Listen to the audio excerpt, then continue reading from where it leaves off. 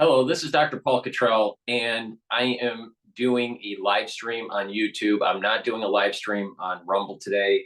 The the date is February 14th. This is Friday. We're going to go over the news. Please help support my work by making sure you subscribe to all my channels. I have 4 channels on YouTube. I have Brighteon, Bitchute, and Rumble. All the links are in the description of this video. I'll update the description section shortly here. But please help support my work and make sure you subscribe to all my channels.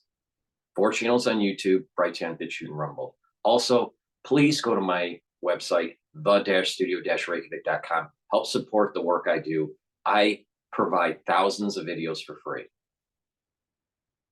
It's through the donations and the ones that are paid members to Patreon that allow me to do this. So please donate on my website, the-studio-reykjavik.com. You can donate through Stripe, PayPal, or Buy Me a Coffee, or you can be a paid member to Patreon. All the links are in the description of all my videos. So please click those links and donate and be a paid member.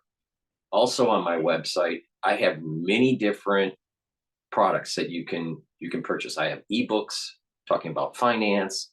Some of it is about genomics. Some of it is about artificial intelligence. I have 8 books over the years that I have written. Some of it's pre-dissertation work, some of it's the dissertation, some of it is coursework when I was at Harvard.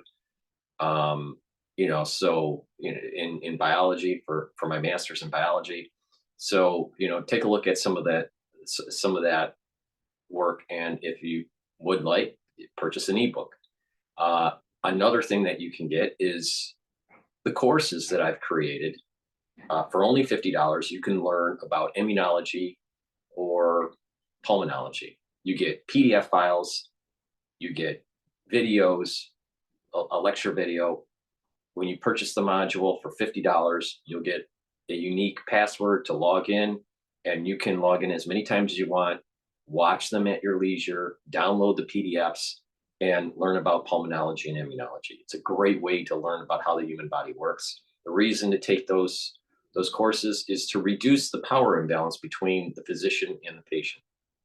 The more educated you are about how your body works, the better you will be able to manage your care. Another thing that I have on my website is a plethora of different supplements that I take to slow down the aging process and to boost up the immune system.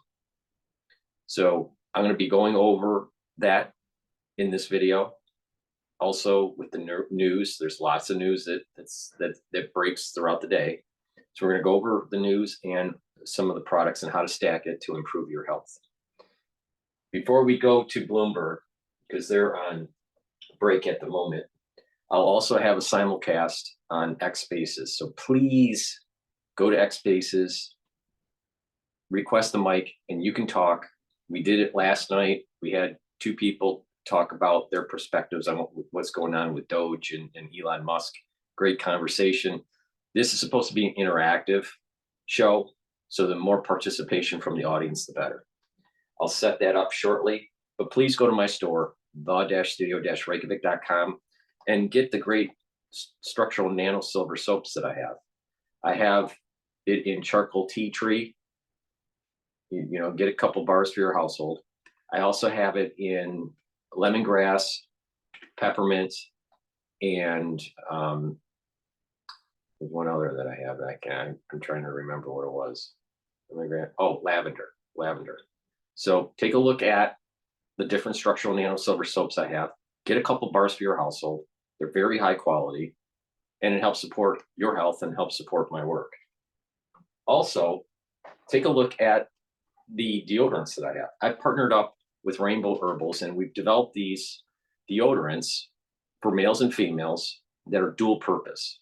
You use them as a deodorant, but they also help to detoxify your body. You can get it in citrus, and you can get it in peppermint, lavender, and tea tree. But for males and females, they're made from essential oils from the Himalayas. All natural ingredients, no aluminum, no baking soda, very high quality. Please go to my store, the-studio-reykjavik.com. a couple bars for your household, help support my work, and help support your health. I believe in providing products that have dual purpose. You know, you're investing in your health and you want to get the maximum per dollar you spend to improve your health. And this is a great way to do it because it's dual purpose. You're using it as a deodorant, but it's also helping to detoxify your body. And lastly,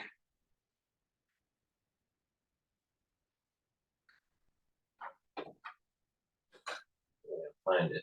I have so many supplements. It's bewildering.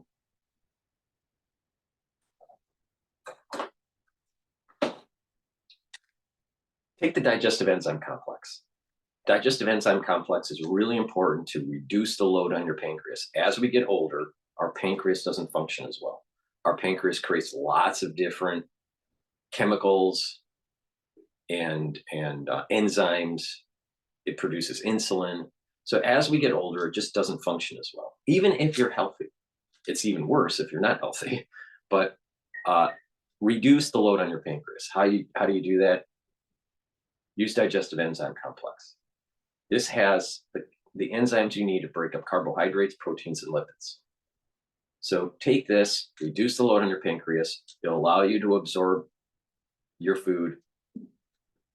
And then with that, you won't have digestive issues and you're not burning out your pancreas. Now, if you are an athlete, young or older, taking digestive enzyme complex is actually really good for you. Because what you're going to be doing is it's going to help you break up your pre or post workout fueling and absorb those nutrients, and then you recover quicker. So please go to my store, the-studio-reykjavik.com. Get the digestive enzyme complex. It's very important for your health, especially if you're 40 plus years of age and you need to lower the stress on your pancreas. Please go to my store, the-studio-reykjavik.com. Get the digestive enzyme complex. Also, the enzyme in here, bromelain, helps to break up clots. So it's fibrinolytic. So that's another added benefit to taking the digestive enzyme complex. With that said, let's go to Bloomberg. The fact that they are losing almost $20 billion every year on Reality Labs makes you wonder if they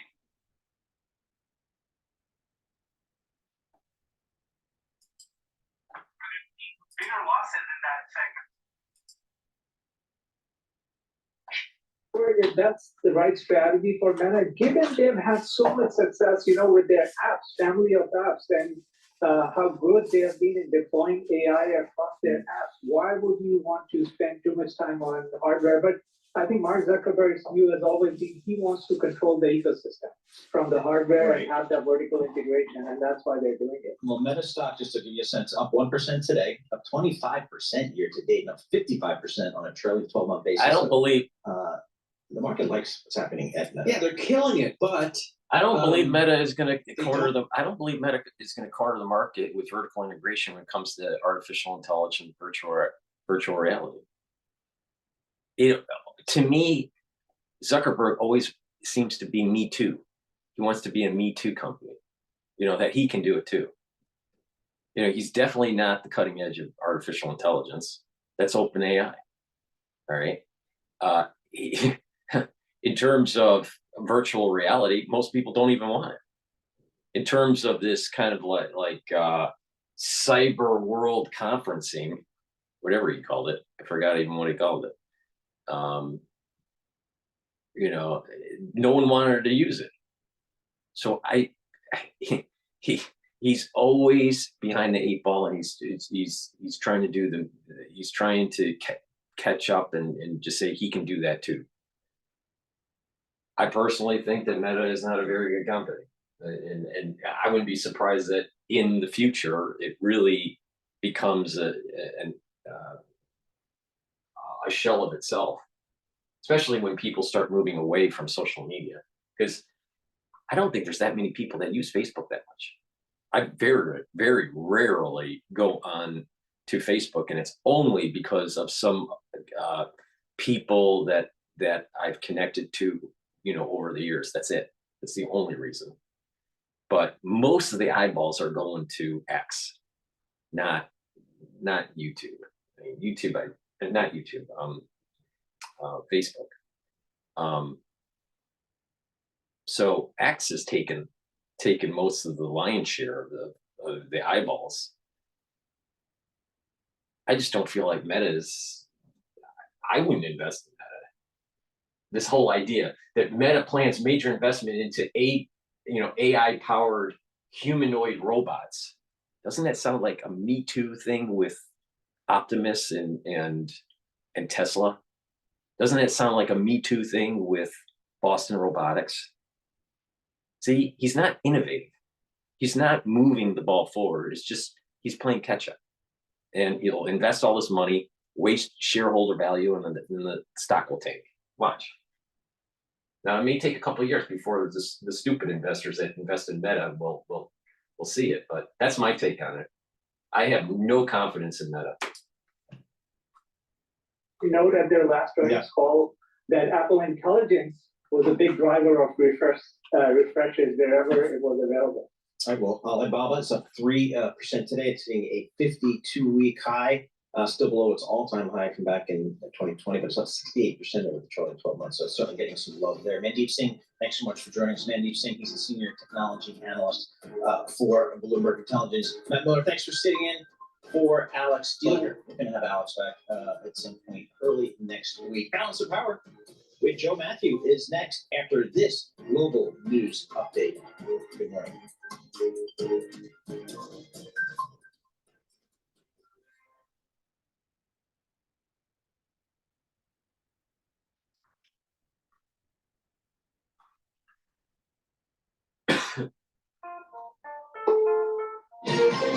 This is CBS News on the Hour, sponsored by Progressive Insurance. I'm Stacey Lind. A high-level meeting right now in Germany. Vice President Vance and Secretary of State Rubio are with Ukrainian President Zelensky, discussing how to end the war. CBS's Anna Noraskevich is in Munich. The path to peace is still uncertain. And it's important to say that Zelensky and Ukrainian lawmakers made it very clear that for them, they will only be peace when sovereignty and territorial integrity of Ukraine is stabilized. Well, first the wildfires, then heavy rain, now mudslides are causing big problems in Southern California. CBS's Rob Marciano is in Altadena. A fast-moving waterfall of mud filled with debris, trapping drivers on the Pacific Coast Highway. Another landslide happened at the turnaround. Crews struggling to clear the highway of the runoff during the height of the storm. One LA fire department vehicle got sucked out into the ocean. Thankfully, the driver managed to escape with only minor injuries. In Washington, hundreds of Fed workers are getting their pink slips, says correspondent Jared Hill. CBS News has learned recent federal hires still on probationary status across several departments have received termination notices, same for about 1,000 workers at the Department of Veterans Affairs as of yesterday. One of the latest departments to be hit is the National Nuclear Security Administration, which is part of the Department of Energy. That manages the nation's nuclear weapons stockpile, among other things. And CBS's Nicole Killian tells us a federal judge has temporarily blocked a freeze on funding to USAID. The judge has granted this temporary hold, but it still raises questions about the future of USAID going forward. At least for now, it appears that some of these grants fundings can continue. Pope Francis has severe bronchitis. CBS's Seth Doan reports he's been admitted to the hospital. They need to do a CAT scan and some other tests that will be done at the hospital. We're told by a Vatican spokesperson to expect the Pope to be there for a couple of days. The 88-year-old has been suffering from symptoms for several days now. Off to Philadelphia, where a giant victory parade is underway for the Super Bowl winning Eagles. As confetti flows through the air, fans have lined the streets. Who do you want to see today? Eagles! I'm sorry. U.S. retail sales fell more than expected in January. They dropped 0.9% after an increase in December. On Wall Street, the Dow's down 56 points right now. This is CBS News.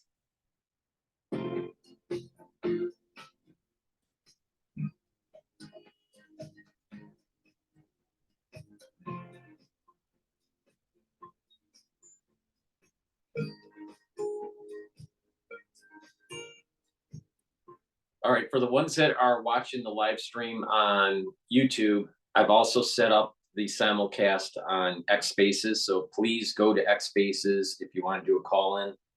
It's up to you, but this is supposed to be interactive.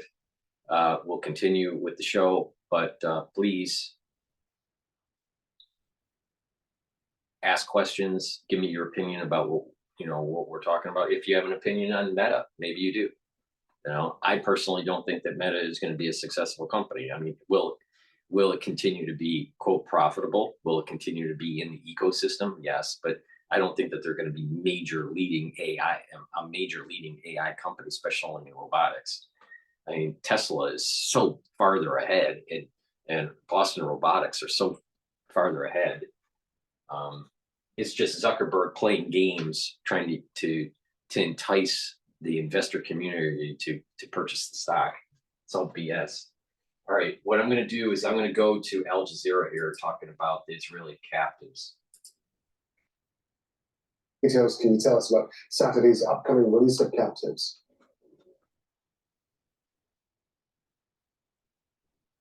Well, the Israeli Prime Minister's office acknowledged that it received a list, but didn't really say much else after quite an interesting week when Hamas said they weren't going to release captives and the Israeli authorities were threatening to restart the war. But since Hamas had announced it was going to be releasing the captives a couple of days ago, we still hadn't heard anything from the Israeli premier. But nonetheless, if this release goes as planned, 3 Israeli male captives will be released, and we can expect 369 Palestinian prisoners and Palestinians who were detained from Gaza during the war to be released as part of the exchange. This is still phase 1, where 33 captives would be released in exchange for nearly 2,000 Palestinian prisoners.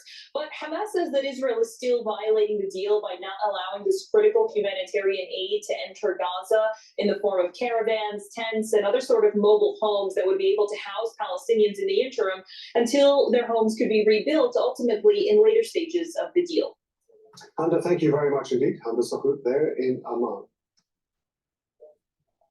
Well, families displaced by Israel's devastation of northern Gaza have returned to eke out a life wherever they can. With neighborhoods bombed to rubble, Palestinians are enduring in a place that was never meant for the living, a cemetery in Shujaa in the east of Gaza City. Ibrahim Khalili reports. It's hard work, but Nader Milham readies the ground. 20 families inhabited 20 tents in this graveyard, and to make more space for the living, Nader must disturb the dead. What can we do? Gaza is destroyed and all the shelters are overcrowded. We live here among insects and among the bones of the dead. The necessities of basic existence now share space with rocks and shattered gravestones, sheets, blankets, and the drying clothes, and many people who have nowhere else to go. As you can see, this is a child whose father was martyred during the war. He lives with us together with his mother because they couldn't find a place for themselves. So the mother came here to live with us in Shujaa Cemetery. Our suffering is massive. The formula for life here is simple and brutal. Have enough All right, children. I'm going to pivot over to Fox Business. They're talking to Scott Bessent.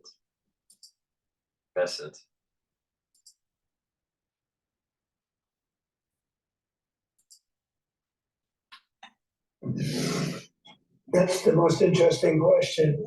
I think it'll be a staggering amount. It will be the external, I call it the External Revenue Service. That was the name that was devised by a few of us. But I think it's going to be a staggering amount. President Trump signing a new executive order yesterday for federal agencies to study the impact of worldwide reciprocal tariffs, with plans to impose those tariffs in April. He promises the tariffs will increase jobs, create new jobs, while raising, as you just heard, a staggering amount of money. Joining me now is U.S. Treasury Secretary Scott Bessent. Treasury Secretary Bessent, great to have you this morning. Congratulations to you, and thank you for joining us. Good morning, Maria. Always a pleasure to be with you. Secretary, I'm wondering if some of this is theater. The president said that he was going to impose the reciprocal tariffs a week ago. Now, yesterday, instead of actually putting them into action, he said you're going to study them. Is he saying that if Europe cuts its tariffs, then the United States will cut tariffs and will not impose a reciprocal tariff on Europe? Well, Maria, as we've learned with President Trump, you should take him at his word. This is not theater. The April 1st deadline is for a study that the Commerce Department is doing on global tariffs that apply to U.S. products, country by country. And also, we're not just looking at tariffs, but we're looking at non-tariff barriers, the local content, things like that. And we're also looking at currency manipulation. As I've repeatedly said, the U.S. has a strong dollar policy, but because we have a strong dollar policy, it doesn't mean that other countries get to have a weak currency policy. So, we're going to come up with what is the equivalent of an index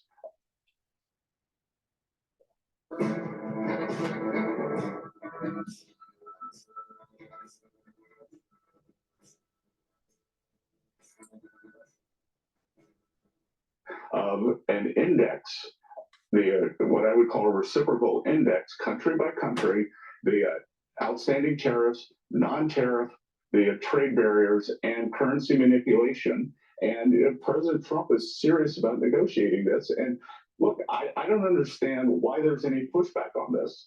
That if they want to bring all these barriers down, then we will have more frictionless global trade. So are you expecting the president to institute reciprocal tariffs in April?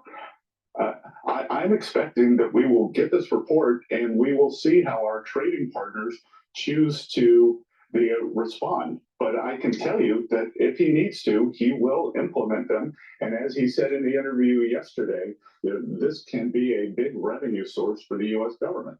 Yeah, and he's talked about the External Revenue Service, of course, sir. But look, you mentioned the criticism. The Wall Street Journal is out with an op-ed this morning. And here's the title: Reciprocal Tariffs Make No Sense. The author writes, Trump says the U.S. will, quote, impose the same tariffs on other countries as they impose on the U.S., no more, no less. That sounds fair. We treat them the way they treat us, but it's actually a terrible idea. It amounts to outsourcing U.S. tariff policy to other countries, that they would dictate what our tariffs would be. Your reaction? Look, I think that is a simplified reductionist view. It's typical of the old thinking, and it's the reason the U.S. has been taken advantage of for years and years. It's the reason we have these gigantic trade deficits. It's the reason that many of our products aren't allowed to be sold abroad. All President Trump wants is for American businesses to have frictionless trade. And I will stand behind our American manufacturers to make the best products at the best price, and they can sell anywhere in the world without these barriers. Let me move on to the amount of revenue you would expect, because the Committee for a Responsible Budget was out with some numbers in terms of what the tariffs on China would bring in, what the tariffs on the European Union would bring. Do you have an estimate in terms of what you're looking at, the kind of revenue you would expect from these tariffs? Well, again, Maria, it's going to depend on our trading partners' responses, how quickly they do it, how much they do it over time. So, but I could tell you that these could be very, very substantial if they don't want to take their tariffs down, because we will match them percent per percent, dollar for dollar. Let me get your take on sanctions, because Vice President J.D. Vance told the Wall Street Journal that the U.S. is considering new sanctions on Moscow and potential military action to push Vladimir Putin into a peace deal with Ukraine. He also said that the U.S. troops in Ukraine are not off the table. Zelensky told the Munich Security Conference he doesn't think the U.S. has a plan for peace in his country. He'll meet with Vance later today. So, Mr. Secretary, what are the plans in terms of sanctions, which is another one of your roles at the Treasury, sanctions on Moscow, and then I want to get your take on the sanctions on Iran, because I know that the Biden administration blew off those sanctions, enabling Iran to raise billions by selling oil. Yeah, so Maria, I was in Kyiv on Wednesday, met with President Zelensky, and presented our vision and President Trump's vision for a solution for this horrible war. And President Trump has what I think is one of the most elegant plans I've ever seen for ending this war. Part of it starts with intertwining the Ukrainian economy more with the U.S. and making sure that U.S. taxpayers receive a return for the money they put in, and then helping the Ukrainian people accelerate out of this crisis after the war. And the second part of this plan, if necessary, the Russian leadership should know that if President Trump directs me, we will go to maximum sanctions on Russian energy as soon as possible. Yeah, no, I'm going to get to that in a moment, because I love this idea of actually getting something for the money that we've been sending to Ukraine. And I know everyone appreciates the fact that you traveled all the way to Ukraine. So I'm going to get to that in a moment. Bottom line, are you expecting to put sanctions on Moscow? Again, just like with the tariffs, it will depend on how President Putin comes to the table. If we believe that taking the sanctions regime up to a maximum threshold level will help us achieve negotiating leverage, and as you know, no one understands negotiating leverage better than President Trump. So that will be his decision, and Treasury will implement it. What about, so, I mean, the president said he was signing an executive order to return maximum pressure to Iran. Are you saying that you're not there yet? Well, I'm sorry. Judicial Watch is a more independent, reliable reporter of details of the deep state, the way our government really operates in Washington, D.C. Well, I'm sorry. I was talking about Russia. So with Iran, we are committed to bringing the Iranians to going back to the 100,000 barrels a day of oil exports. When President Trump left office, that was they were at 100,000 barrels a day. Now they're at 1. You know the problem with Scott Bessent, he seems to be tripping on his words, and it's very similar to Larry Ellison from Oracle. Now, maybe he's tired, maybe he's just getting his bearings with the new position, but it just seems like he's tripping up on his words. Why? Why is that? Now, you know, a lot of times what happens is that people elevate, and they could be successful in business. They can elevate themselves into higher CEO, C-suite type positions, but they're really not that smart. They really can't think on their feet, but they've been lucky to get to that point. See, sometimes people elevate in corporate because they're smart. Sometimes they elevate because they're lucky. Sometimes both. But the thing is, he doesn't remind me as someone that's that bright. He's tripping on his words too much. Now, I don't analyze him enough to fully have an assessment, but he doesn't seem to be able to articulate himself very well. Barrels a day, and that's how the Iranian regime is funding these terrorist activities around the world. The Chinese, perhaps the Indians, are buying the sanctioned Iranian oil, and that is unacceptable. So we think we can apply a maximum economic pressure to the Iranian regime. And I will tell you, I've seen the internal numbers, and their economy is quite fragile right now. They have massive inflation. They have a gigantic budget deficit, and that is with the 1.6 million barrels a day of oil being sold. So if we get them back to the Trump 1.0 levels, I believe that they will be in severe economic distress. Yeah, and I guess that's the point. If they don't stop supporting these terrorist proxies. Let me go back to your meeting with Zelensky, sir. Mr. Secretary, you met with the head of Ukraine earlier this week. You traveled there to present an economic partnership agreement. This deal would trade access to Ukrainian natural resources, including those critical rare earth minerals, for continued U.S. Let me military just do support. a quick market update. The S&P 500 is trading at 6,112 right now. NASDAQ is trading at 19,951.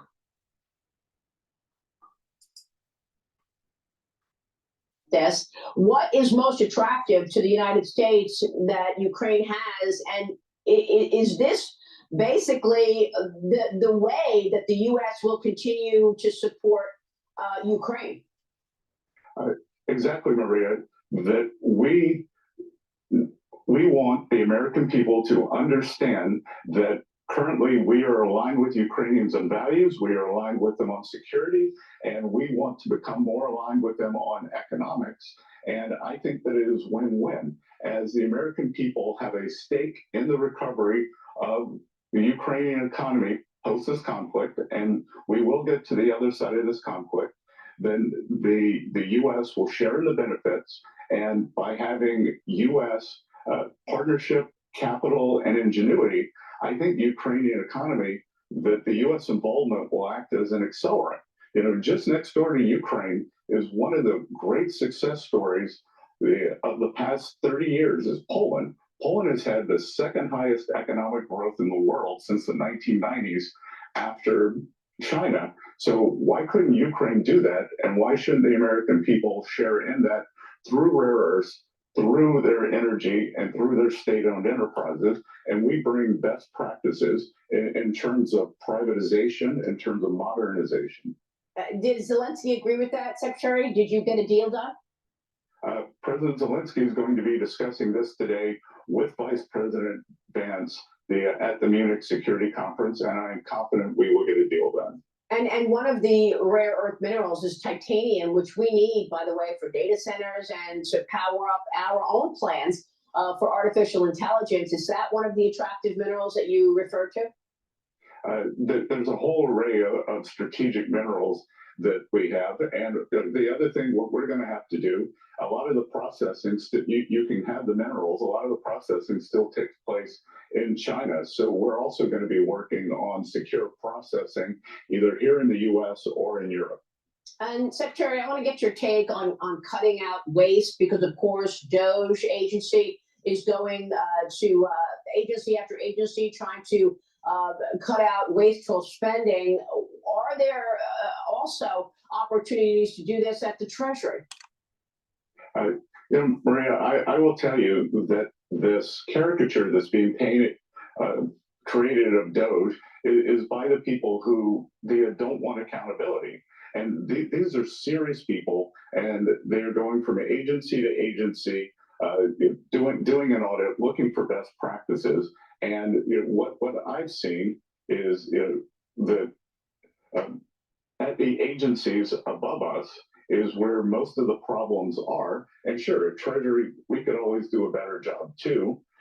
But that this waste, fraud, and abuse that's going on, there's a lot of complaining now. I didn't see anyone complaining when the budget deficit was blown out. This money went flying out the door, just before the election, right after the election. And there's going to have to be some accountability.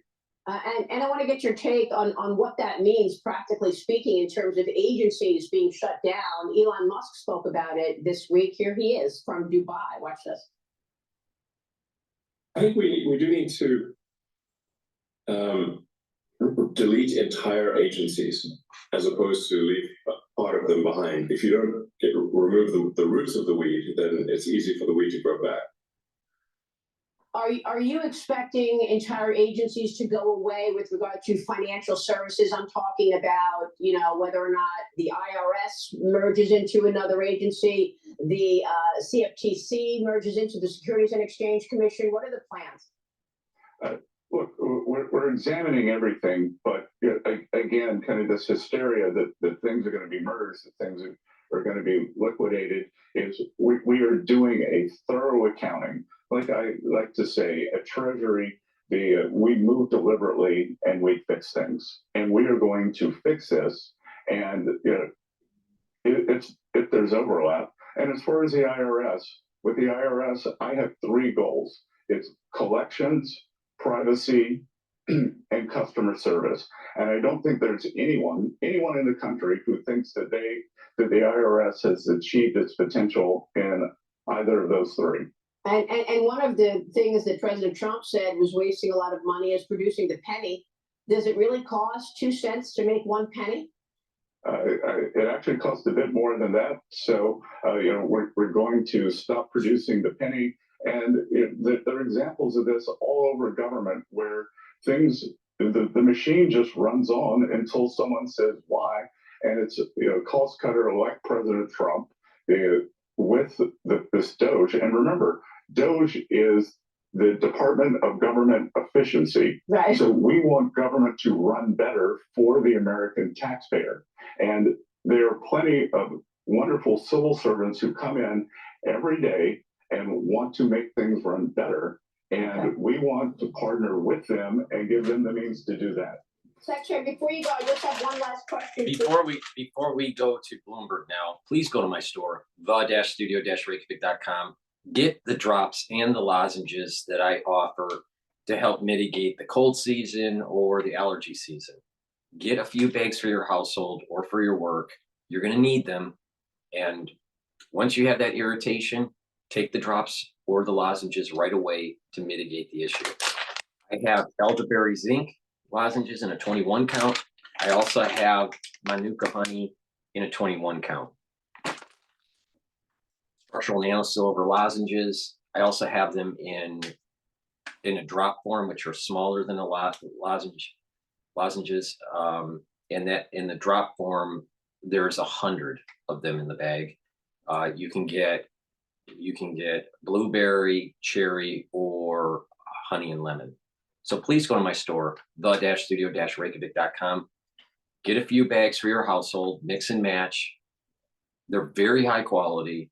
It has the structural nanosilver in it. Use it for the cold season, use it for the allergy season. The moment you have that irritation, take them right away and you'll mitigate the issue. Please go to my store, the-studio-reykjavik.com, and get the lozenges and the drops. Use discount 5 and you get $5 off. Discount 5, all caps, discount, and the number 5, and you get $5 off any order. Please go to my store and get the vitamin C. Vitamin C and magnesium boosts up your immune system, and vitamin C is really important for your skin. So if you're not feeling well during the cold season, take a double dose. Make sure you drink it with filtered water. Magnesium and zinc, you should be taking it every day to boost up your immune system. Not feeling well, take a double dose. Take 1 in the morning, take 1 in the evening if you're not feeling well. Make sure you drink it with filtered water. Use discount 5, get $5 off any order. Get the vitamin C and the magnesium and zinc. Powerful combo to boost up your immune system.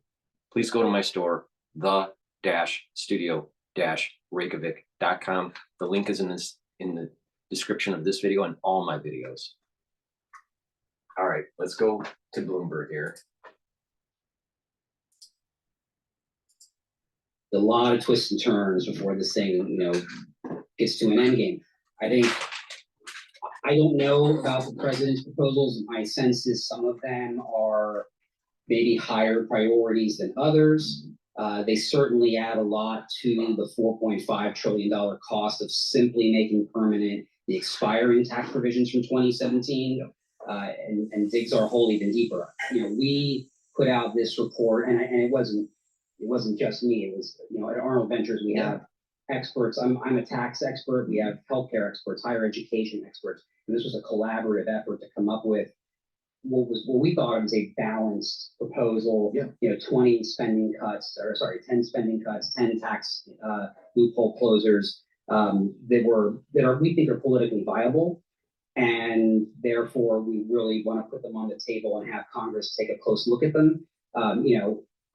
Our view is that Congress can do both and should do both. And what I mean by that is both make permanent and extend pro-growth tax policies that simplify tax filing for American families, make the tax code fairer, but also do it without increasing our already unsustainable debt burden. Well, that would be a feat based on what we've been hearing. So just to be clear, before I start getting specific, you're looking at TCJA without all of the other additives, without tips, without overtime, without moving salt. Is that fair to say? We're looking at this in the 2017 structure. That's how this project started. I mean, that was the basis. Just to set the baseline. Right. So number one, let's start with spending cuts. You find up to $1 trillion by modifying risk adjustment payments to Medicare Advantage insurers. This is heady stuff, it's complicated.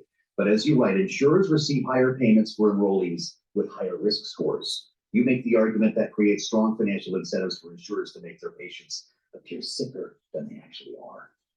So what do you do with it? Right, and so this is a policy that can save up to $1 trillion. That's a lot of money. You can, as we say in kind of DC parlance, you can dial it, right? You can do less than the whole. It's not a everything or nothing kind of policy, but it's a good representation of the kinds of policies that we propose. In that, we think not only can Congress save trillions of dollars, but they can save trillions of dollars before they have to go straight to things like cutting benefits or raising people's tax rates. And this would not cut that. That's right. This is about wringing inefficiencies and waste out of the system. Yep, got it. Simplifying student loan repayment. You find over $200 billion there by simply streamlining 7 plans into 2. How easy would that be? That's right. Well, I think from a technical perspective, it's pretty easy. In fact, legislation to that effect has already been introduced. So there's clearly congressional Republican support on the Hill for it. Politically, of course, as we know, 1 or 2 votes in the House on a partisan bill can stop anything. So, but there is clearly interest in doing this. We think the policy case is strong. A lot of this money is going to law students and medical students who earn a lot of money. A lot of it goes to professional students who just get degree after degree after degree that may not be worth a whole lot and then get their loans forgiven. So there's a lot of poorly targeted money there that could be targeted better at the students who are really using it appropriately. You call for repealing the IRA expansion of the EV tax credit, electric vehicles. That is a savings of 100. You find another $100 billion there alone. Elon Musk going to let you do that?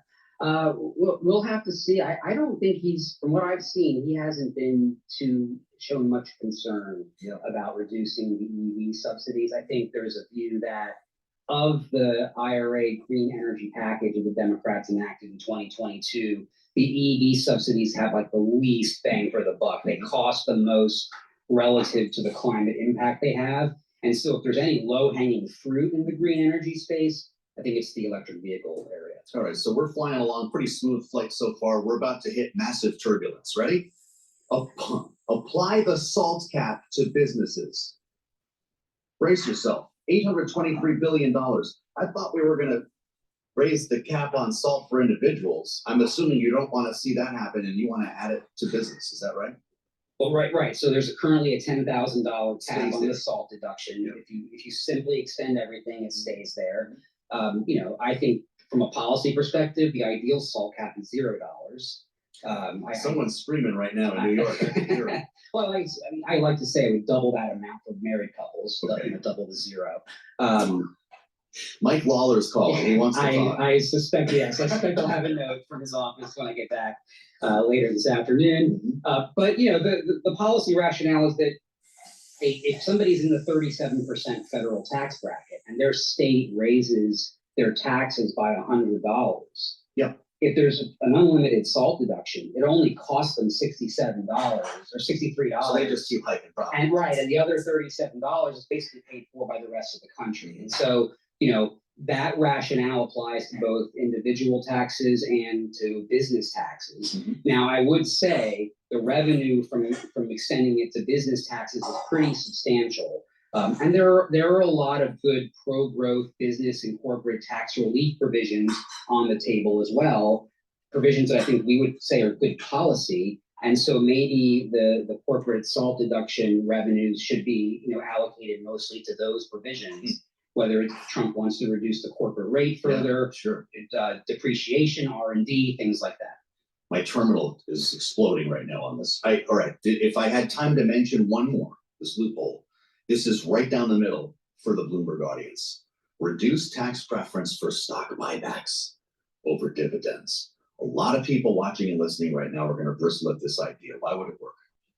So it's a good example of another principle we have with a lot of these proposals, which is we're not trying to punish people. We're trying to find areas where there's non-neutrality, where there's economic distortions, and move closer to economic neutrality, because in the long run, that leads to more economic efficiency, more economic growth, a stronger economy. There is a tax distortion that from a tax perspective, using stock buybacks to return cash to shareholders is favored from a tax perspective compared to just paying out dividends. That's why they just keep buying stocks. That's why they keep buying, right. And we're not against stock buybacks, but there shouldn't be a tax subsidy for stock buybacks, right? Penn Wharton budget model did an estimate. There's currently a 1% tax on stock buybacks.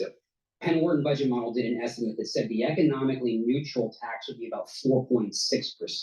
That would eliminate the tax advantage and make them equal with dividends. So we proposed, not going over 4.6, if anything, undershooting to reduce that distortion. Let the market decide. Have you sent this research to the Doge? We have distributed it widely to the policymakers in both the executive and legislative. What reaction did you get? I haven't heard from Elon yet. Okay. But we've gotten a lot of interest. We've gotten a lot of interest from Capitol Hill. I'm sure each office finds a different component that they like here. That they like and that they don't like. Yeah, right. So then they all go in the room, they bang their heads against the wall and try to come up with something. When you add politics to this document, how realistic is any of this? That's a great question. So again, if you're assuming that this is a partisan exercise and every Democrat's going to vote no, you know better. We know that everything is difficult in the House because they have a 1 or 2 vote margin. Senate has a little more of a cushion. So everything is politically difficult. It's sort of a baseline. For the ones that are watching the live stream, just if you would like to do a call-in, go to my X Spaces on my X channel, join in, request the mic, and you could ask a question about the news, what you think is going on with the economy. This is supposed to be an interactive show, so feel free to request the mic. Okay, what I want to do here is, all right, Bloomberg's on commercial break right now. I think I'm going to go to Al Jazeera here. Maybe not. Let's see if I can. Let's go to Steve Moore on Fox News. So he said this was the big one. That's the reciprocal tariffs that are going to apply to a number of countries now. This is the market right now on Wall Street trading just slightly lower. I mean, really just 0.10%. Okay, come on over here. I'll show you the board about what Trump did yesterday and kind of how the economic world reacted. So the announcement comes right around 2 o'clock. Let me get this straight. Bill Hemmer is going to tell you how the market is. What a clown. What a freaking clown. Up on the Dow. Maybe it stays there, maybe it doesn't. We'll see day by day. The reason this did is because they're not immediate.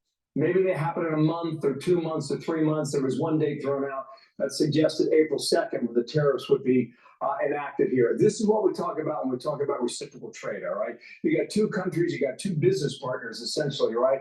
And they're in this deal where they got mutual tariffs, one for the other. They tax each other's goods. But when one feels that the other is not in fair trade, all right, you start to get retaliation, all right? And that's where Trump is at the moment.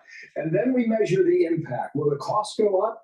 He argues maybe in the short run, but in the long run, he believes more jobs will come back to the country and prices will go lower. That's Trump's argument now on the impact. And now we get to the negotiation stage, which really could happen at any point. Something very interesting here on the world map. I know there's a lot of numbers behind me.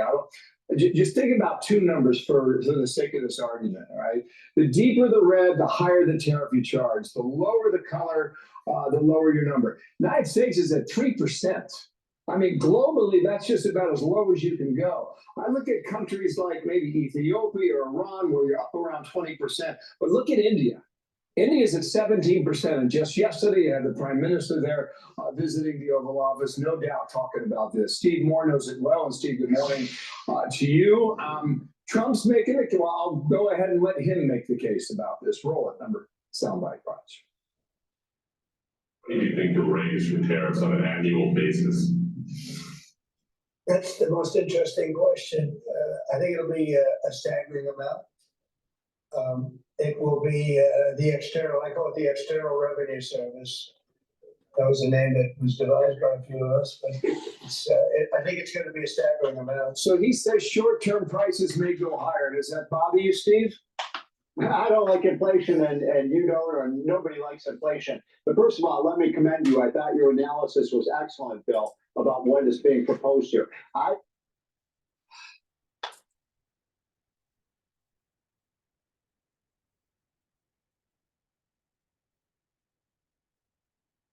is it cycling? Come on. You've known me a long time.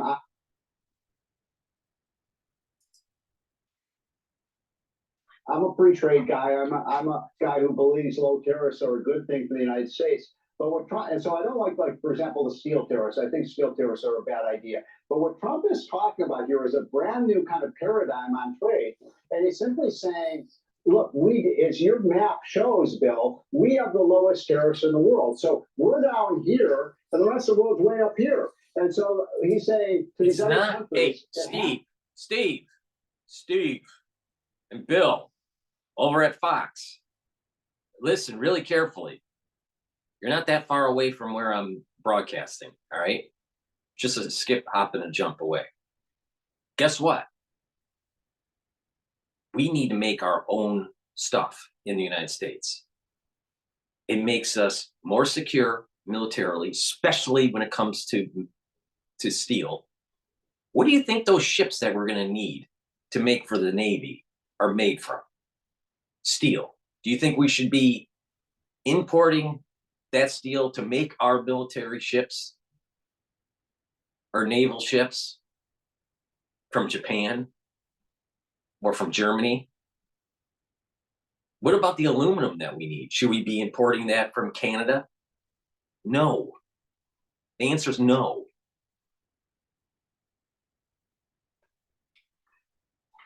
So it's not about just the tariffs. It's about bringing back manufacturing jobs to the United States. So we're not beholden to another country, especially during a time of war.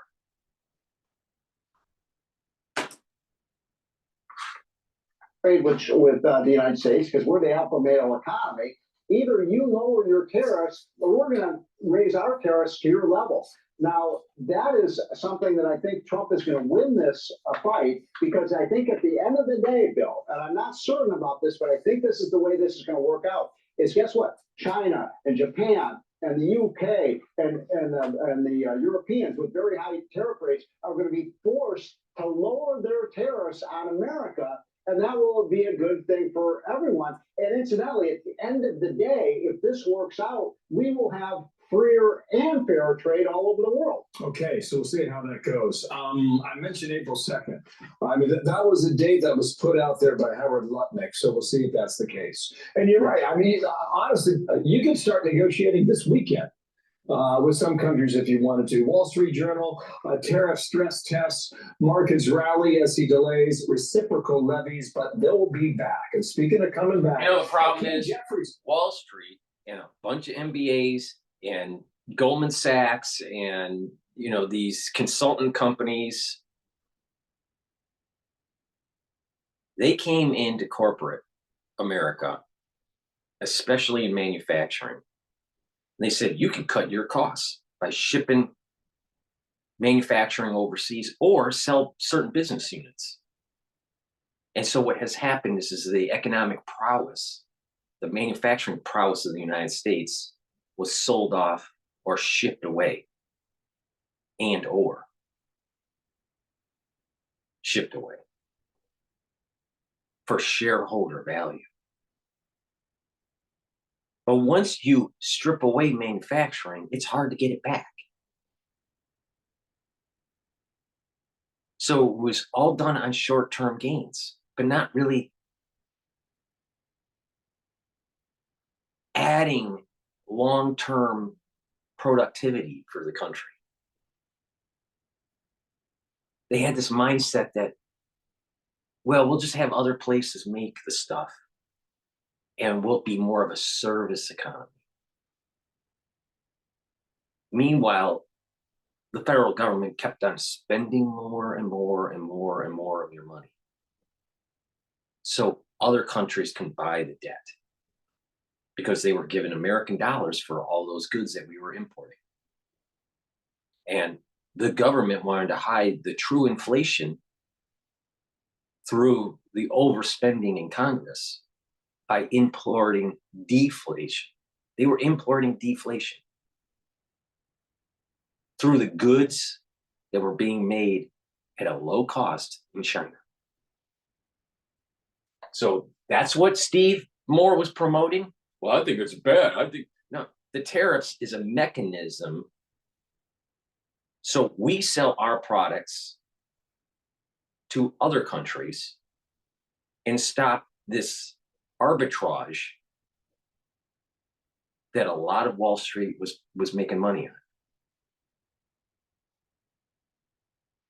And if they really want to sell our product, if they really want to sell their products in our country, and let's say they're making something, they should be making it in the United States. There's nothing wrong with that. Okay, you make a better product, or you make a product that the United States is not making, and you want to sell it in the United States, you make it in the United States. What's wrong with that? What's wrong with that concept? It helps with American jobs. And it also allows for us to have a better foothold on self-determination in times of war with our manufacturing base. Because remember, World War II was won because of Detroit. But when you don't have Detroit, how are you going to win World War III?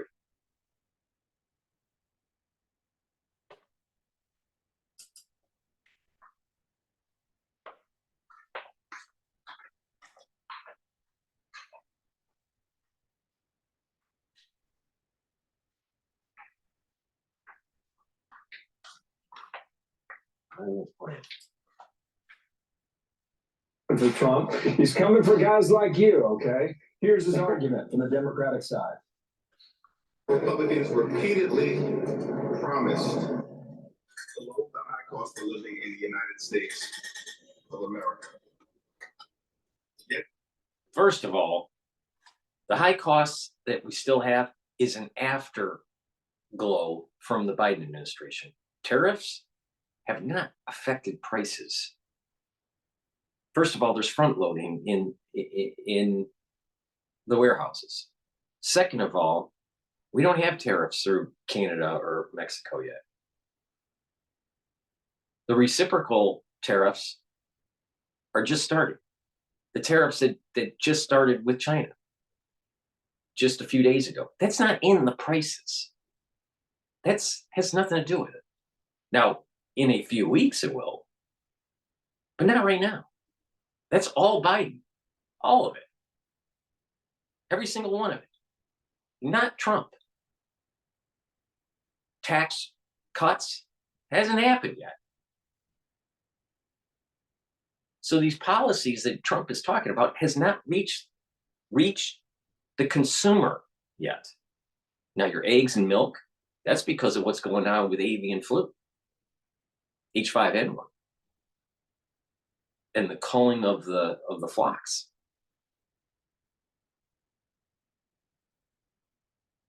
So what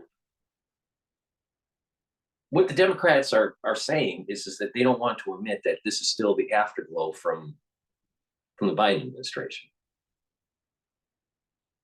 And another thing that they seem to be supporting is that the status quo. They think that the consumer should continue just buying cheap goods from a foreign nation to keep prices down, while the Federal Reserve keeps on printing money and Congress keeps on spending money, so they can hide by importing deflation.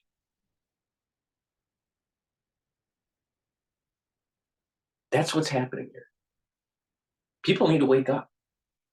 This idea of buying cheap goods at Walmart hurt the economy. Promoted it right now, it's being promoted by the Democratic Party. The status quo. They want the status quo. They want to make things worse. Keep on kicking the can down the road. Don't increase your manufacturing base. Don't worry about that. Keep on driving up costs. Keep on having the unions, have, higher cost contracts. Forcing Fortune 500 companies to ship jobs away because the cost of doing business is too expensive. And that's just labor that we're talking about. What about the regulations? And Trump's trying to deregulate. So the Democratic Party is trying to continue promoting the status quo, where we erode our manufacturing base. We do not have self-determination in time of war through our manufacturing, and just keep on importing deflation from a cheap country.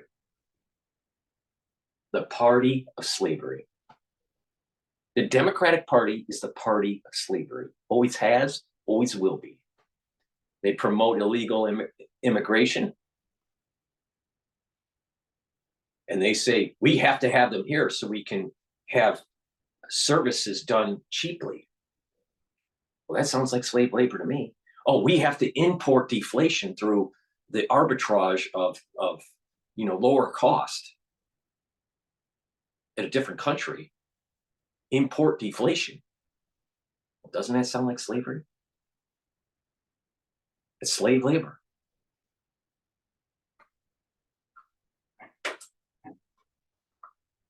Have failed to do a single thing to lower housing costs, lower grocery costs, lower insurance costs. In fact, inflation is going up under this administration. Republican complete control of government. It's not going down. So it is mid-February, and we know what the Trump team's saying. And remember what Powell did at the Federal Reserve, the chairman of the Federal Reserve, when Yellen, the Secretary of the Treasury, thought that inflation during the Biden administration was transitory, and they didn't do anything. And then all of a sudden it wasn't transitory, and the Federal Reserve started raising rates, but they didn't use shock therapy. They just incrementally went up. The moment when they misread the inflation and thought it was transitory and it really wasn't, they should have shocked the system by raising rates by a lot at once. Scare everybody. Businesses, the market, and consumers. And then slowly bring down the rate. But they didn't bother to do shock therapy. And then they started cutting too much of the interest rate in 2024. So this is a poor Fed policy where you had unemployment below natural unemployment rate, and you had inflation above the inflation target, and they continued to cut. That's a recipe for disaster. So what's happening with inflation isn't because of Trump yet. The inflation that we have right now is because of a bad Federal Reserve policy. They shouldn't have cut in 2024. They should have held, and they should have had shock therapy when they realized that they screwed up reading the inflation numbers. But they didn't. And now we have a problem. And we got stupid Democrats and a lot of stupid Americans thinking that this is Trump's fault. Now, in a few weeks, as tariffs start to take hold, and there's a drawdown of the front loading at the storage centers, then you're going to start seeing prices going up. But not right now. That number that came in, that's not Trump. That's Federal Reserve poor policy. We should have never cut in 2024. We should have had to hold the rate, because the two main indicators, unemployment and the inflation target, were signaling we had a hot economy. Stupid. Saying this is Biden's inflation. What's the window, Steve? How much time does the administration have right now? Well, what Hakeem Jeffrey said was truly laughable, because the 3 months, it is true that the inflation rate is creeping up. And I've been saying this for 6 months, Bill, that watch out for inflation, because where did the inflation come from? I want to remind people, the inflation came from the $7 trillion spending spree under Joe Biden. And they printed all this money and deluged the American economy with cheap money, and the prices went through the roof. Now, the last 3 months of the Biden presidency showed that inflation is going up again. Trump wasn't even president, Hakeem Jeffries, when the inflation went up. You're talking about what happened under Biden, not Trump.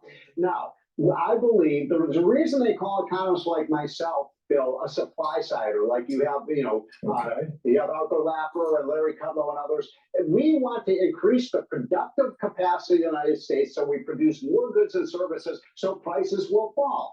Now, think about this. We're going to cut taxes. That's going to increase production. We're going to produce more oil and gas and coal and nuclear power. That's going to reduce energy prices. We're going to deregulate the economy. All those things are going to bring inflation down, not up. And we know that's going to work because it worked in Trump's first term when the average inflation rate was 1.9%, not 9% like we had under Biden. All right, next time we get Hakeem Jeffries on with you, and we'll go toe to toe.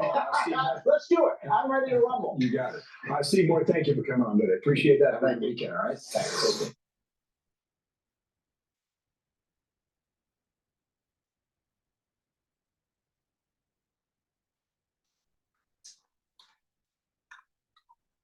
All right.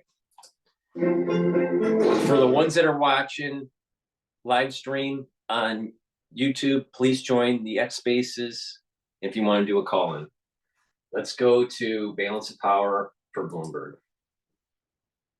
So we'll have more on the Munich Security Conference coming up. Bloomberg's Tyler Kendall will have an update for us at the top of our second hour. We'll welcome our global television audience to the conversation. I hope you'll be part of it, as we're joined by Michael Allen, Beacon Global Strategies, with more not only on Ukraine negotiations, but what might unfold tomorrow in Gaza.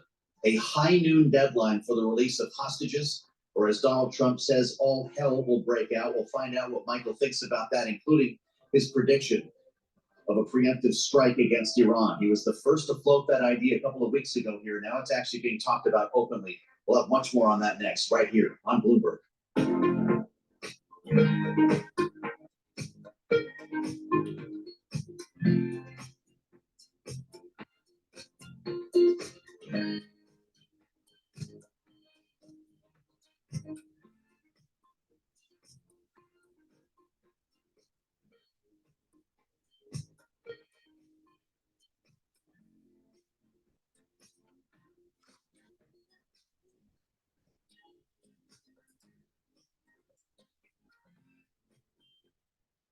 All right, before we get to Bloomberg again, please go to my store, the-studio-reykjavik.com.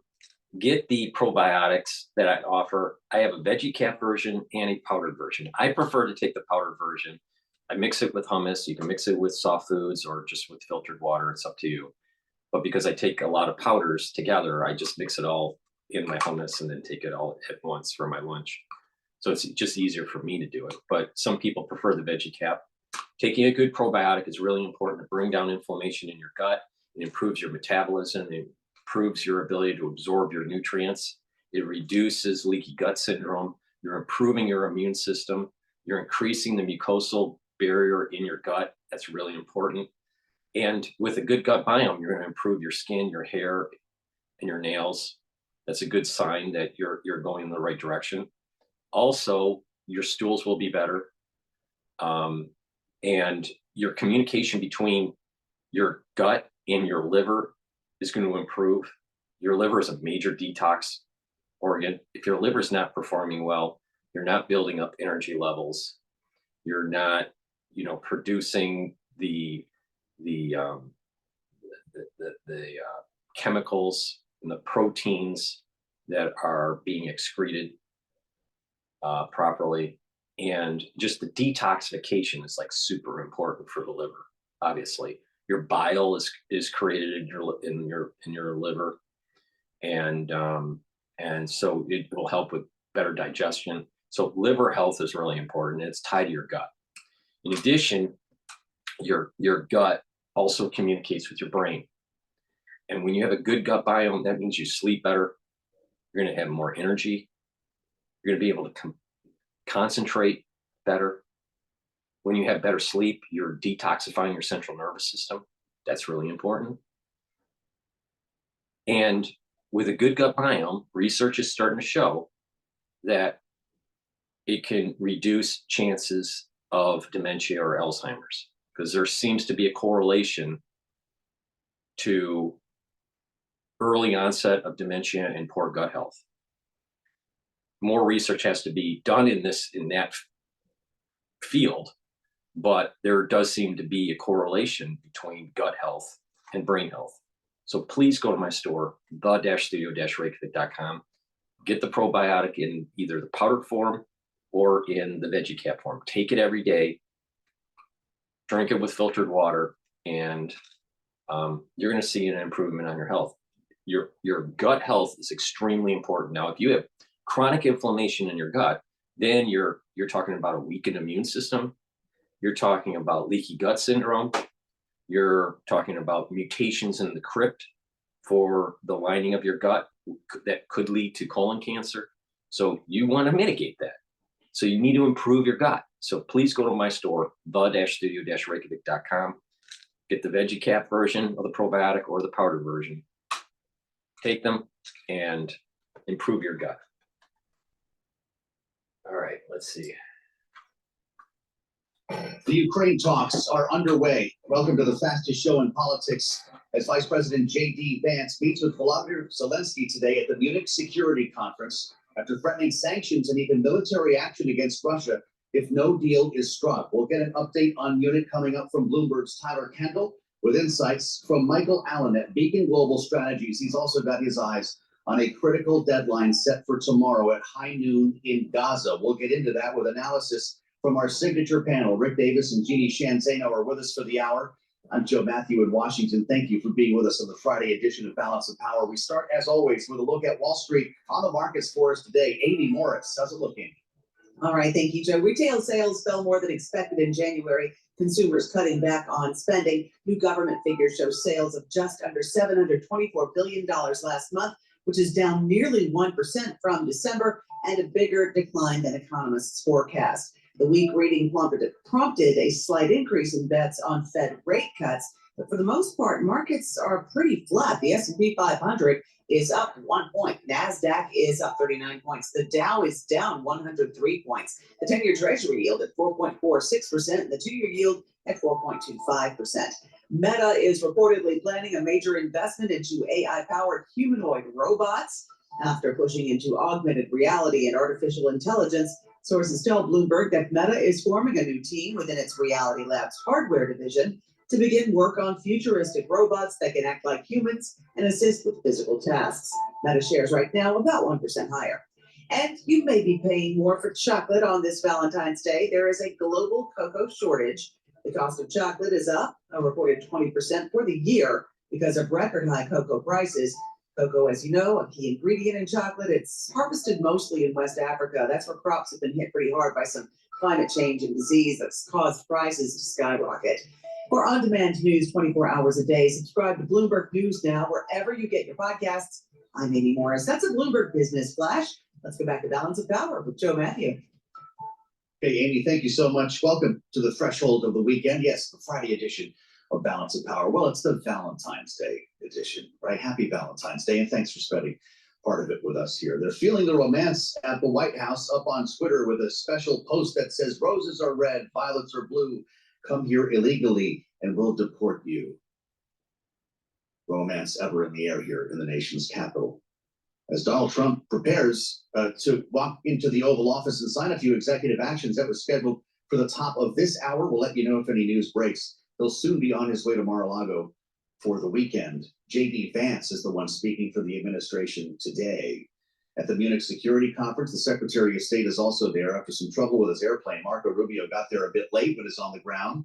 J.D. Vance today meeting with President Zelensky of Ukraine to get the ball rolling on negotiations. He spoke earlier, as you've been hearing on Bloomberg, made some waves with a speech this morning at the Munich Security Conference, and Bloomberg's Tyler Kendall is here with more on this. Tyler, what he said? Well, Joe, he started off his speech saying that there's, quote, a new sheriff in town, of course, referring to the Trump administration. He then issued a pretty sharp rebuke of European leaders, accusing them of trying to undermine democratic values. He honed in on this idea that regulations, particularly against some tech companies, could stifle free speech. But of course, this was at the Munich Security Conference. So he made sure to tie it into this idea of collective security, talking about how pivotal free speech is to holding up democratic mandates. Of course, freedom of speech, conservative ideals is something that we've heard often from Trump and Vance on the campaign trail. But what was particularly striking is that J.D. Vance took the stage right after the EU's Ursula von der Leyen gave her own speech and had her own harsh words for the United States. She at one point said that nations are trending towards a more, quote, transactional view, which appeared to be a swipe at the Trump administration. And then she had this to say about tariffs, which of course have been dominating our conversations in recent days. A stronger Europe works with the United States to deter the threats we have in common as partners. And this is why we believe that trade wars and punitive tariffs make no sense. Now, of course, those comments coming after yesterday, President Trump revealed his reciprocal tariff plan, even naming the EU in those Oval Office remarks. And this week, we really started to see the intersection, right, of foreign policy and economic policy during the Munich Security Conference. We've heard European leaders in particular talk about this idea of a shifting burden, particularly when it comes to NATO defense spending, Ukraine. I pulled one number from our friends at Bloomberg Economics that crunched the bills on a likely bill if Europe does assume Ukraine security. It would cost the continent northward of $3 trillion. We talked to Peter Navarro on Balance of Power yesterday about this idea of reciprocal tariffs. He says the VAT is going to be treated like a tariff and that Europe has something coming here. They were not implemented, though. This is going to take some time. We wait till April to find out. Right, Joe, this is going to kick off a sort of a study, and it's going to be a big undertaking for the Trump administration, right? They have to study some upwards of 200 trade relations. We know that Commerce and the USTR are going to start to go through these as they make these tariff and country by country calculations. And as you mentioned, it's not just going to be top line tariff rates and schedules. It's really going to look at what the White House is calling non-tariff burdens. Think regulations, subsidies, even lax IP protections could be woven in here. But actually what struck me particularly about your conversation with Peter Navarro yesterday is that he kept dodging questions on whether or not the administration's end goal here is equal tariffs or no tariffs at all. So that indicates to us there's some leeway here and definitely some negotiations. Or a third option, which is to implement tariffs to raise revenue to pay for Trump tax cuts. That was the construct that we heard about on the campaign trail that we talked to Scott Bessent about. That doesn't seem to be at least a guarantee here, because to your point, we could end up in a world with no tariffs still, right? Right, exactly. I mean, there is now this big leeway when it comes to negotiations. And while we have, mostly heard the administration, particularly Scott Bessent, talk about tariffs in these sort of three camps, right? As a revenue raiser, as a way to rebalance trade, and as a negotiating tool. So we're going to have to see how this shakes out, particularly as House Republicans start to get the ball rolling actually on that reconciliation bill that would look to accomplish President Trump's biggest spending cuts and tax cut plan. Great reporting, Tyler. Thank you so much. Bloomberg's Tyler Kendall with us here on Balance of Power. And our eyes on Munich today. There are a couple of important stories that we're following. You've got negotiations, of course, that are getting underway in Munich with regard to Ukraine. You've also got an important deadline tomorrow in Gaza that we're going to be talking to Michael Allen about here. A high noon deadline put forth by Donald Trump said all hell will break out if hostages are not released. And Hamas had been dragging its feet on the idea of a continued release here. It appears it will be on schedule very unclear how many hostages and what condition they will be in. Michael Allen is Managing Director of Beacon Global Strategies and spent time as Special Assistant to President George W. Bush as part of his national security team. It's great to see you. Welcome back. Good to see you, Jeff. So we want to talk about a couple of things here, and we'll start in Munich. I know you're no stranger to the Munich Security Conference, and it is now apparently the staging ground for at least the opening salvo in talks over Ukraine. J.D. Vance talking about a lot of things today, including the idea of American troops being on the table in Ukraine. Do you buy that? Well, I was shocked by the inclusion of that in J.D. Vance's remarks. Of course, he means, I believe, a tripwire force, part of some sort of peacekeeping operation. But just 2 days after Hegseth dismissed that there would be U.S. soldiers involved in such an arrangement, it was definitely a surprise to see Vice President Vance come in and say, well, not only U.S. troops, but sanctions as well are on the table. So he's trying to talk tough against Russia. They're trying to compel, I guess, Vladimir Putin to the table, but Donald Trump was on the phone with him for an hour and a half the other day. What they talk about? Well, they talked about Ukraine, certainly. It sounds like the president also talked about wanting to get rid of nuclear weapons, and they even talked about artificial intelligence. But I think Ukraine was the most thing they talked about. And I think he's trying to induce Putin to the table. Maybe they meet in the Middle East in the coming weeks. But I think it's Trump starting to set the conditions under which he can get into a real negotiation. He says Vladimir Putin wants to get out. Russia wants to get out of this thing. Do you believe that? Is he looking for an off-ramp? How come he couldn't find one with Joe Biden? I believe at most that Putin's looking for is a brief ceasefire in order to have his arms back. So you doubt his motivations entirely. Well, because I don't think the underlying problems with why there is a war are going to be addressed, and which is that Ukraine, he doesn't want them to exist. He sees them as a security threat. He doesn't like NATO approaching his borders. So Putin's been suffering. He needs more arms. He needs time for his economy to recover. It's starting to go down and down. And so I think at most he would want a ceasefire. A peace agreement, I doubt it. The idea of going back to pre-2014 boundaries, Crimea included. Yeah. Secretary of Defense says unrealistic. He had to walk back some of those remarks. Is he right? I think it's unrealistic to expect them to vacate Crimea or really almost any territory that they already have. Donbass goes to Russia. I'm afraid that at least half the Donbass might go to Russia. Maybe they put it in some special status and try to say that there'll be a vote sometime in the future, just to sort of to preserve some sort of space-saving arrangement for Zelensky. But yeah, it's hard to imagine. Can you see Russian troops rolling back from any of the territory that they've already gotten? Maybe only if they're trading Kursk, and that's the Russian territory that the Ukrainians have set up camp. Suggesting that was a pretty smart move for Zelensky. So. Just big picture then. This does not sound like a Michael Allen who expects this war to end, well, certainly not on day one, but in the initial stages of this new presidency. I can't see it ending for a long period of time. I mean, this could come back again. I mean, we had 2014 and then we had 2022.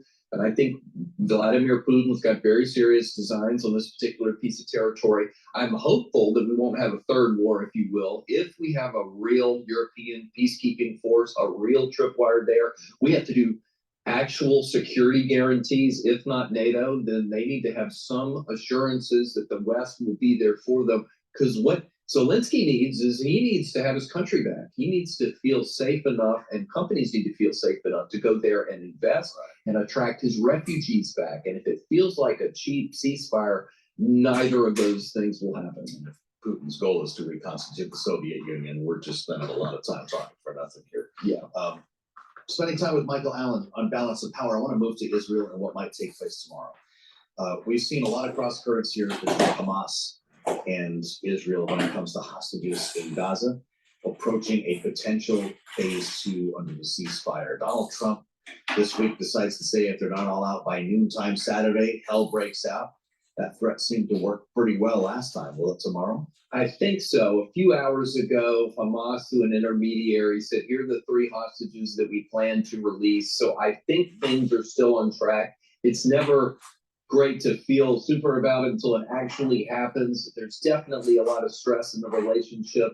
I think the president constantly talking about Gaza and maybe the Palestinians not being able to come back might be sort of destabilizing for this in the future. I think they need to try and get Israel's commitments to roll back their troops out of populated areas. That needs to continue to happen so that the conditions that for us to proceed down into phase 2 will obtain. Boy, he said a lot the other day and indicated that he needed to see more than 3 hostages. Did you read his words to suggest the scheduled release must go forward, or that every hostage must be released? The latter. I saw him say very clearly that I want them all back now. So I don't know that if he attached though all hell break loose to all of them coming back on Saturday. He definitely said I want them all back. I'm tired of this process, but it may be enough that they're back in train, and then maybe that'll satisfy Trump. This is what happens when you try to parse the words here.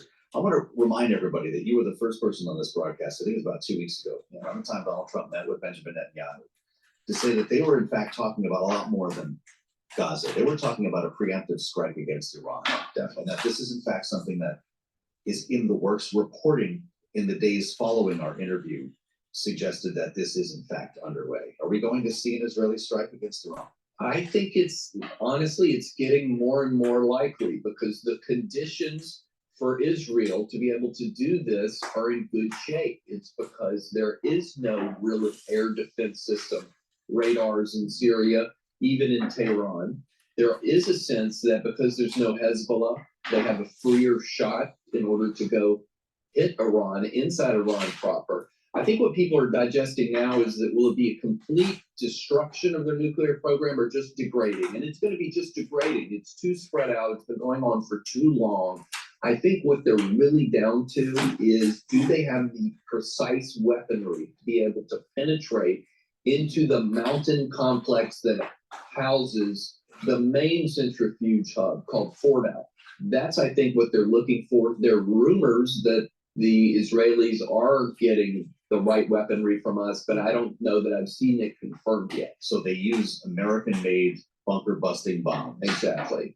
Does America help execute the operation by intelligence or any other? I think by intelligence, certainly. I don't know that, however, Trump will allow one of our cargo planes or a B-2 in order to do it. I mean, the Israelis, I think, could do it through their own cargo plane, but there are a lot of people trying to study this right now.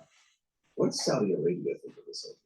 I think they're not excited about it. When you think about Mohammed bin Salman, what he wants and what he's been talking about forever is Vision 2030. He wants to be able to develop his economy, diversify it away from oil. And I don't think, even though he doesn't like the Iranians, I don't think he really wants to see a war break out between the two. I think he, over time, wants to see some sort of progress with the Palestinians so that he can normalize with Israel, because ultimately that's what's good for his economy. That's like the Silicon Valley of the Middle East, and he knows he needs to have good relations there. Fascinating. I'm guessing that King Abdullah of Jordan is not sleeping well at night. He met with Donald Trump here earlier in the week. Pretty awkward meeting. I mean, he's being asked to essentially do the impossible in housing thousands more Palestinians, which he's clearly not prepared to do, but he needs the United States to exist, doesn't he? We have supported them lock, stock, and barrel for many generations, and I don't see us stopping this anytime soon. I hope that Trump was satisfied with the King of Jordan saying, I'll take 2,000 sick and injured children. Maybe he can do humanitarian things to assuage President Trump. But I think the pressure goes back onto Egypt now. They canceled their trip over here. I think you'll hear Trump will comment on that at some point in particular. And don't forget about the UAE and Saudi. It seems like the vice president's, Rubio's going to go over there soon. Mike Waltz may go over there soon. So there's a lot of activity in the works. Well, the long game was normalized relations between Israel and Saudi Arabia. We talk about this a lot, right?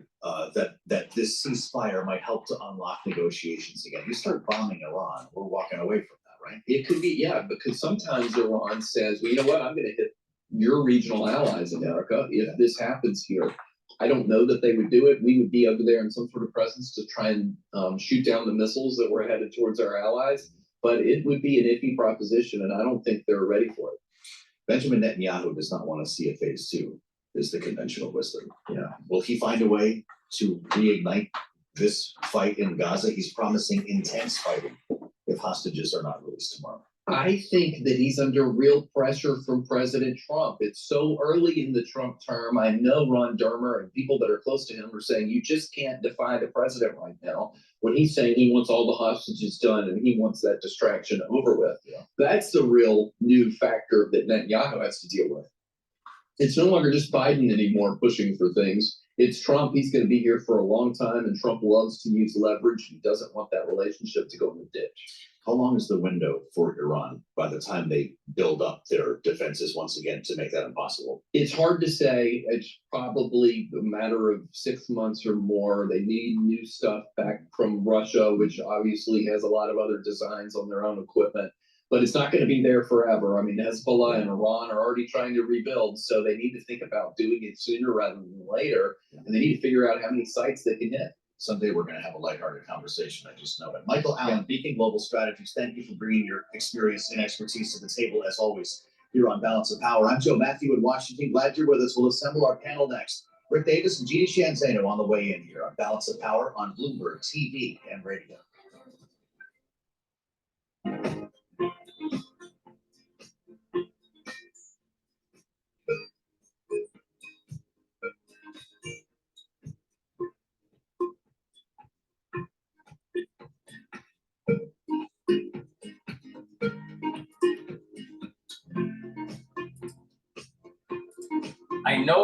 I noticed on France 24 there was a new book that's coming out. I think it's new. It's called Mastering AI. So I just requested it from the library. So hopefully I read it. But they're talking to the author right now about it. But before I'm not sure if they're continuing on. I think they just switched the subject. Maybe, I'm not sure. But before we go to France 24 and just listen in, please go to my store, the-studio-reykjavik.com. Listen to how I stack these supplements. I have very high quality supplements. It's stuff that I take, all right?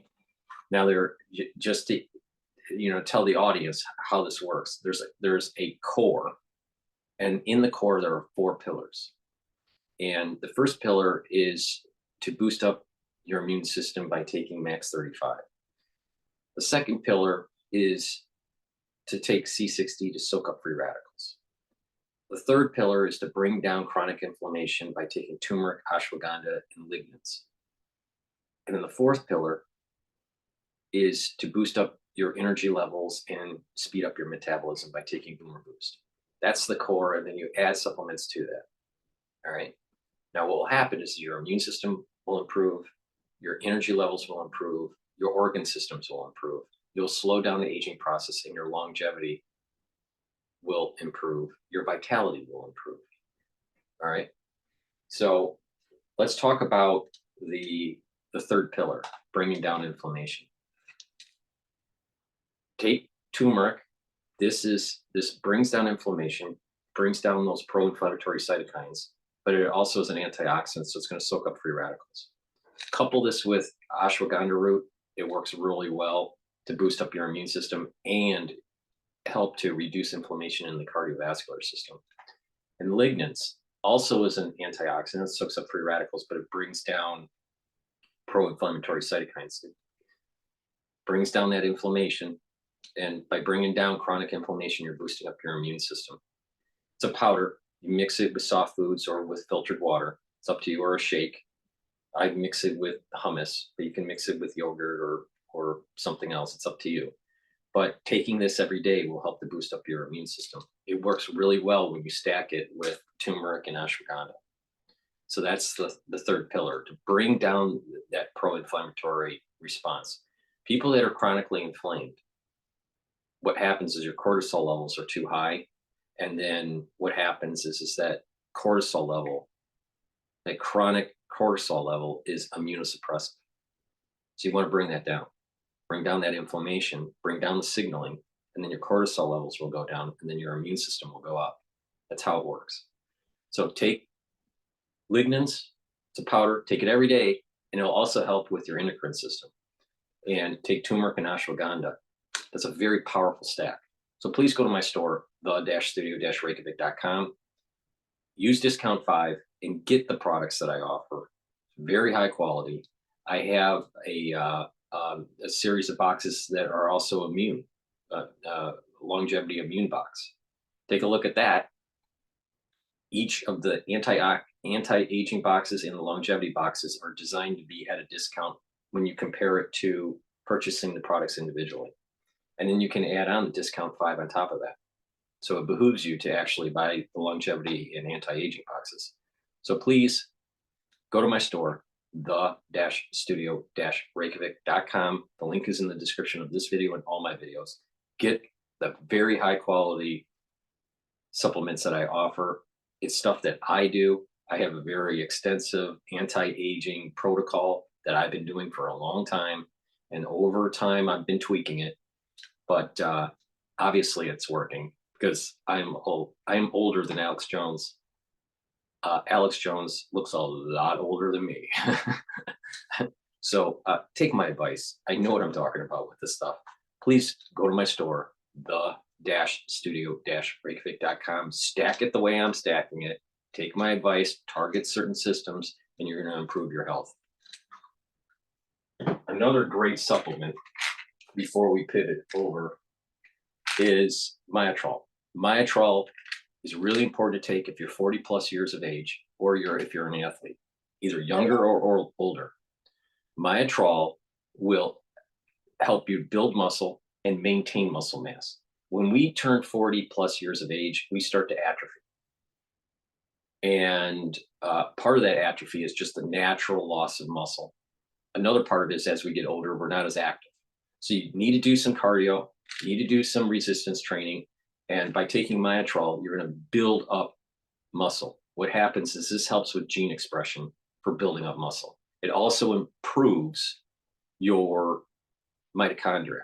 Your mitochondria is an energy source to maintain muscle, right? You need lots of ATP. So you need to do some resistance training, take the Myotrol, and you're going to start noticing more strength gains. You're going to increase your muscle mass.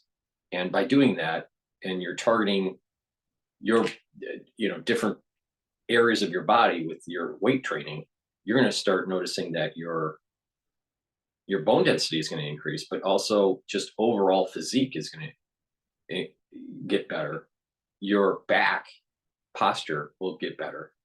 Do you ever wonder why, a lot of older people have, back issues or they're leaning forward? Well, part of it's osteoporosis. Some people even have scoliosis, which is the curvature of the spine going 90 degrees. But the thing is that most of you get bone loss because you're not doing resistance training and proper supplementation, but you need good musculature to have good posture for your core. So doing back exercises is really important. A lot of people just focus on their front core, but you need to do your back core too. So when you do that, when you improve your back muscles, you're actually improving the curvature of your spine. So when you get into your geriatric years, you're going to have less problems with slouching. You're going to have less problems with that curvature, that forward curvature.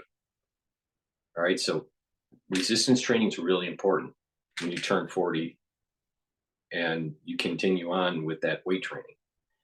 But you need proper supplementation, and Myotrol helps with the gene expression to build muscle. Now, if you are an athlete, younger or older, taking Myotrol is going to give you the strength gains that you're looking for your sport that you're in. This couples really well with Gladiator barley, because Gladiator barley is a barley that is a high density protein that will help you build muscle. So the Gladiator barley is going to help you build the muscle because you're getting the high density protein, and the Myotrol is helping with the gene expression to build muscle. So please take my advice on this. You need to do resistance training, but you need to add proper supplementation with it. You get huge benefits. And again, a lot of people that do resistance training are not focusing on their back. They need to focus on back muscles. When you focus on your back muscles, you're going to have less problems in your geriatric years. Trust me on this. I know what I'm talking about. Please go to my store, the-studio-reykjavik.com. Get the Myotrol. Very important to start taking if you're 40 plus years of age.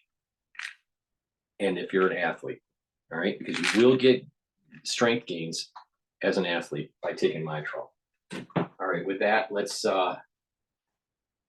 pivot back to Bloomberg. Unfortunately, we missed the AI segment that was on France 24. Really modern affectations of expansion of the government role. Department of Education is a classic example. Since Ronald Reagan, it's been orthodoxy in the Republican Party to say that we're going to get rid of the Department of Education. Linda McMahon is just in the process of getting confirmed. Maybe, she can just stay home and not have to worry about coming into the office. But, this is a state function, not a federal function. There's a lot of argument to be made that those closest to the education, and we have a quilt of different rules and regulations that govern education as well. It should be. The last thing we want is federal intervention in the teaching of our children. And so, nobody's making that argument, but that's been the argument for 50 years in the Republican Party. Commerce Department, Howard Lutnick, put him out of a job. We have duplicate trade roles, and you scratch your head and you wonder, well, what do we really need a Commerce Department for if we believe in market economies and the free trade system? So at the end of the day, I think, we have to understand there is only 2 elected officials in the executive branch. Never has been more than that. President and vice president. They tell their staff, and a cabinet secretary is a staff member, what to do every day. And that's all that Elon Musk is doing. He's just a little bit better at it than most have been in the past. And so I'm not condoning all his tactics, but at the end of the day, much like in his first term, Donald Trump said, hey, every Republican president says they want to make Jerusalem the location for our embassy, and he's the only one who's done it. So, and look, that's worked out just fine. So at the end of the day, I think we got to give him a little bit of space here. And Jeannie's right. There is a recourse. Go to the courts and let them decide. What is legal within our system. How about that, Jeannie? Your thoughts on the way Rick just framed that, having just heard Elon Musk say that we're talking about laying the foundation for prosperity that may last many decades, maybe centuries. So is the temporary pain worth it? Yes. I don't think anybody said that the bureaucracy is in the Constitution, but when we reference the Constitution, it is the fact that we live in a democratic state. And that the president, not directly elected, but indirectly elected, and you do have members of the cabinet, they are responsible. Study of Presidency and Congress. The Center for the Study of Presidency and Congress, Jeannie is from.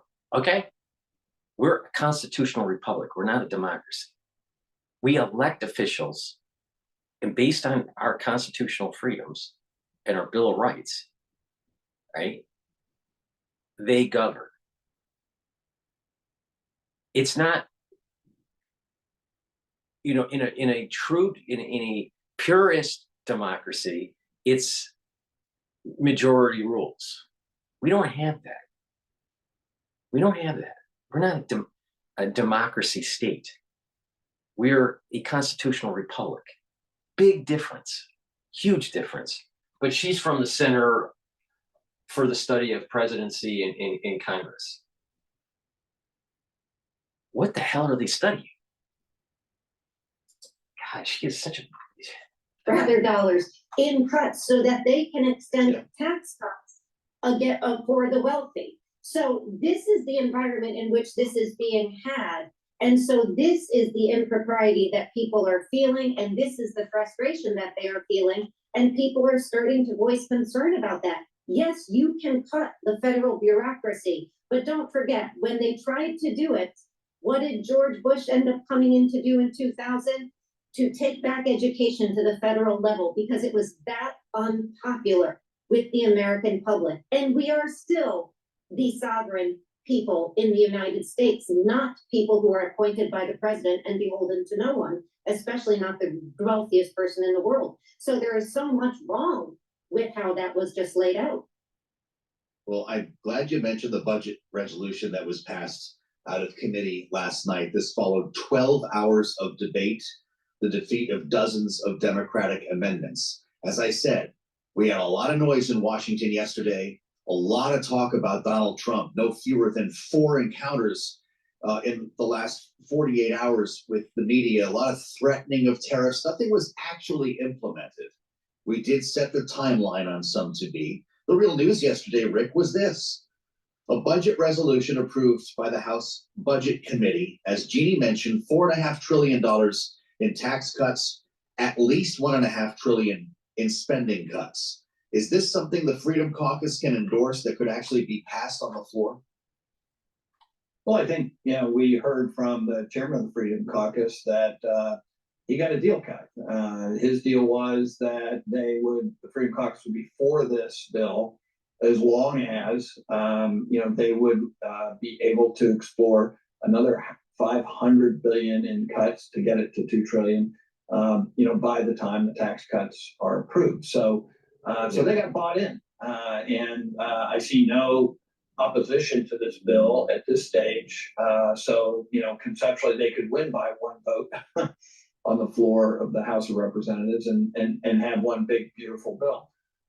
So that'll put actually a little pressure on the Senate now to finalize their budget resolution that does not include the tax cuts. What I'm hoping is that we get a step back, and it's been discussed on this program today, not just look at tax cuts, but tax reform, because there's a lot in the tax code that can save Americans a lot of money, that generates revenue without stifling our growth, and be a better tax code. Gone are the days of the debates about flat tax and things like that. But the idea that we are going to spend this amount of political capital in re-upping these tax cuts and not actually revise the tax code just seems to be a missed opportunity to me.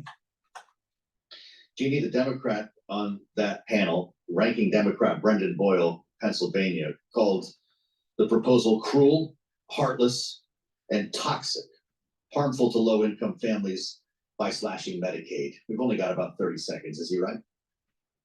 Well, it's not only Brendan Boyle, he's absolutely right. It's also Steve Bannon, who warned everybody last night that a lot of MAGA supporters in red states really, really like Medicaid and are on it. And these cuts are draconian. The president has said privately he agrees. Wait a minute. The Medicaid, Medicare, and Social Security, the end user is not getting cut. The bureaucracy is getting cut. Their budget may be cut, but that doesn't mean the end user's amount is going to be cut. The end user's amount that they get might actually increase, even though that there is a cut in the budget.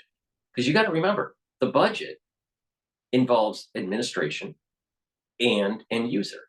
But if you cut a lot of wasteful spending by the administration of that agency, either Social Security or Medicare or Medicaid, then you reduce that inefficiency. You cut the number of workers. You use technology to make things more efficient. If you have the same budget, that means you're spending less on administration and the end user can get more money. Now, if you cut the budget, let's say the budget was 10 billion and you cut it to 8 billion and it was 2 billion, right, in administrative costs, right? So 8 billion went to the end user and 2 billion previously went to administration. Well, if you cut the budget to 8 billion and you cut the administration in half, then in that case, you're spending less on administration and you're spending less on end user. But let's say that the budget was cut to 9 billion, cut to 9 billion, right? So there's 9 billion instead of 10 billion for the budget. That savings that you had in the administration cuts All right. 100% are offsetted by the reduction in the budget, but the end user did not see any cuts. Now, there are some people within Medicare and Medicaid and on the Social Security payrolls that shouldn't be there. So they're trying to get rid of the fraudulent stuff. So getting rid of the fraudulent stuff, but the ones that really need the Medicare and Medicaid and Social Security, the ones that really deserve it and need it, they're going to get it. And most likely they're going to get more money, not less money. That's the big point here. Just because you cut a budget doesn't necessarily mean you're cutting the end user. Now, getting rid of fraudulent end users, I think everyone would agree that's a good thing. All right. Please go to my store, the-studio-reykjavik.com. Get the NAC. I've added NAC to my stack. Why? To boost up my glutathione levels. Glutathione helps to soak up free radicals. It's another pathway to soak up free radicals. It's synergistic with C60. You should take NAC and C60 together. NAC also helps to detoxify your liver and your kidneys. Very important. And NAC helps to calm your central nervous system. It reduces anxiety. When you do that, that means you're going to sleep better. Your cortisol levels are going to be lower. And that means that your immune system will be better. Your blood glucose levels will be better. So please go to my store, the-studio-reykjavik.com, and get the NAC. Boost up those glutathione levels, soak up those free radicals, reduce anxiety, and detoxify your liver and your kidney. Use discount 5 on all orders. All right, and you get $5 off. It's very important to detoxify your body. We talked about how to detoxify your liver and your kidney. But what about the rest of your body? Zeolite. Zeolite will bind to heavy metals, toxins, and chemicals that have built up in your body. Once it binds to those chemicals and toxins, it'll allow you to urinate them out in about 6 to 8 hours. Take 2 small drops underneath your tongue, drink filtered water, do that every day, year round. It's a great way to detoxify your body on a daily basis. Some people prefer to just do a detox protocol once or twice a year. To do that, take 5 small drops underneath your tongue, drink filtered water, do that every day until the bottle's done, and do that once or twice a year. It's better that you do maintenance than just detox heavily for once or twice a year. It's also very important to filter your water and stay away from processed foods. Processed foods have a lot of chemicals in it that affects your endocrine system and affects your immune system and cause damage to cells. So please go to my store, the-studio-reykjavik.com, get the zeolite and detoxify your body. Use discount 5 and you get $5 off. Years, 9 of the 13 retail sectors posted declines. In response, Bloomberg Economics trimmed its estimate of first quarter economic growth. And we check markets for you all day long here at Bloomberg. The S&P 500 up 0.1% or 6 points. NASDAQ is up 0.3% or 59 points. And the Dow is now down 0.1% or 73 points. The 10-year Treasury yield at 4.47% and the 2-year yield at 4.24%.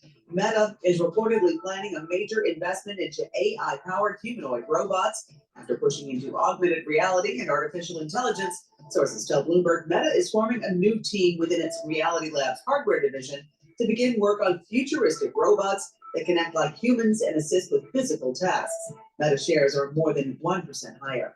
Informatica shares right now 27% lower after that software company gave a revenue forecast weaker than expected. It also said it encountered unexpected headwinds in the fourth quarter. Santander is increasing its bonus pool for investment bankers by about 5%, smaller than its peers, but in line with the rise in variable compensation at BNP Paribas. For on-demand news 24 hours a day, subscribe to Bloomberg News Now wherever you get your podcasts. I'm Amy Morris. That's a Bloomberg Business Flash. Let's go back to Balance of Power with Joe Matthew. All right, Amy, thank you so much. Amy Morris, watching Wall Street as we cover politics here on Balance of Power. I'm Joe Matthew in Washington. Glad you're with us here on the Friday edition. We have our eyes on Munich today, but also on the White House, where President Trump is set to sign more executive action. There has been some reporting that it will be directed at the Department of Education, but we have not seen the president yet. He's going to be soon making tracks from Mar-a-Lago, where he'll be spending the weekend here. J.D. Vance, the vice president, carrying the message of the administration today at the Munich Security Conference, where Ukraine is story and issue number one. In fact, it's not just J.D. Vance. He was meeting a short time ago. They could still be underway with Volodymyr Zelensky, the president of Ukraine, there as well. Following a speech by J.D. Vance that really raised a lot of eyebrows, directed toward Europe, but also in an interview with Politico, suggesting that troops are very much on the table, suggesting as well that sanctions against Russia may also be employed if no deal can be reached. The gears are starting to turn. We did hear from Volodymyr Zelensky in Munich earlier today. Here he is. I will meet with Russians, with only one Russian guy, with Putin, only after we will have common plan with Trump, and we will sit with Putin and stop the war. Only in this case, I'm ready to meet, not in other compromises platforms. That's where we start our conversation with a true expert. We wanted to reach out to Melinda Herring because she's been with us every step of the way since Russia's invasion of Ukraine. And as we seek peace, we want to talk with the senior fellow at the Atlantic Council's Eurasia Center. She's senior advisor RASM for Ukraine. Melinda, great to have you back here on Bloomberg TV and radio. How seriously are you taking the opening salvo in these negotiations? It was an interview with the Wall Street Journal, in fact, where J.D. Vance said everything is on the table. How is the Trump administration posturing itself ahead of talks? Hey, Joe, thanks for having me back. So it's been a big week for the war in Ukraine. And we saw the actual opening salvo was Donald Trump's tweet this week. And he said a lot of things, but it opened the question of territory, it opened the question of NATO, it opened the question of long-term security guarantees, and also the question of American boots on the ground. And we've seen the administration pull back, and where they are today and the way that it looks could obviously change tomorrow. But the administration is currently saying that the 1991 borders, so a much longer NATO membership is possible. They ruled out American boots on the ground, so that was one no-go. But in the original statement, it doesn't mean that American troops couldn't be in Poland or in nearby NATO territory. But really, the issue is about long-term security guarantees. And J.D. Vance said today that we're going to put a plan together that gives Ukraine real security guarantees, and we're all waiting for what those details are, Joe. This follows what we heard from the defense secretary yesterday, Melinda, and I'm sure you were listening when Pete Hegseth ruled out U.S. troops for Ukraine, suggested that a return to Ukraine's pre-2014 borders was an unrealistic objective, and suggested that the country would never be able to join NATO. Which do you believe? So I believe today's version. So you have to remember that the defense secretary has waffled. His positions have been all over the place. He is not the decider, as George W. Bush would like to say. So I'm going to go with today's version. And if I have to go with yesterday's version, Joe, I want to parse it a little bit. The headlines were not as bad as they were made out to be. So even if Pete Hegseth's version wins, the U.S. is not recognizing the 20% of Ukraine that Russia currently occupies as Russian. So that's one. Washington is not saying NATO membership is never going to happen. They're saying it won't happen now. And there's a possibility of putting U.S. troops in NATO territory to back up European troops. So even if the worst case scenario, what Hegseth said is true, that if that turns out to be policy, it's not terrible. It's not great, but it's not terrible, and we can work with it. Okay. Well, that's good perspective. When it comes to pre-2014 borders, though, Melinda, how realistic is it in any conversation to have Crimea return to Ukraine? So, Joe, Crimea is the tricky question. You'll remember that the Russians illegally annexed Crimea. This is the boot of Ukraine, the peninsula, in 2014 in a sham referendum. And the status of Crimea is still disputed. The Russians occupy it and have a military operation there, but Ukraine says it's ours. And the best historical example that the international community looks to are the Baltic states. So even when the Soviets occupied the Baltic states, they refused to recognize them as Soviet. And the international community has done the same thing for Crimea. So in these negotiations, I don't expect to see Crimea formally change hands. I don't think that Ukraine is going to be able to get it back legally right now, but the international community and Ukraine will continue to recognize that it was illegally taken, and they have the hope and aspiration that Crimea will be returned to Ukraine someday. You know, we talked a little earlier with Michael Allen this hour. So basically, the international community isn't willing, even if there is a peace agreement, the international community is always going to start pushing back on Russia, which leads to further conflict in years to come. All right, when there's a peace agreement to end a war, not a ceasefire, but a peace agreement to end a war, that means that the borders after that agreement are solidified. All right, you can't just keep on resurrecting, because there was the whole idea that this was negotiated at the table, but the international community will go, well, we don't really agree with that negotiation. So there's going to be further expansion and push from NATO, from the Western powers, to chip away at Russia. This is another example where you have the perma-bears, Cold War mentality perma-bears, that constantly try to demonize Russia. Now, I'm not saying Russia is lily white. They're not. But the thing is that there was a war, some land's taken, some land's going to be given back based on a peace agreement, and whatever happens in that peace agreement should be accepted by the international community, because the two parties made an agreement. Why is it that the international community should decide on what parts of the agreement that they're going to hold by? This is just a means to kick the can down the road for further conflict. That's what's happening. This is the international community is just going to say, well, we just don't agree with that agreement. Well, what was the point of the peace agreement then?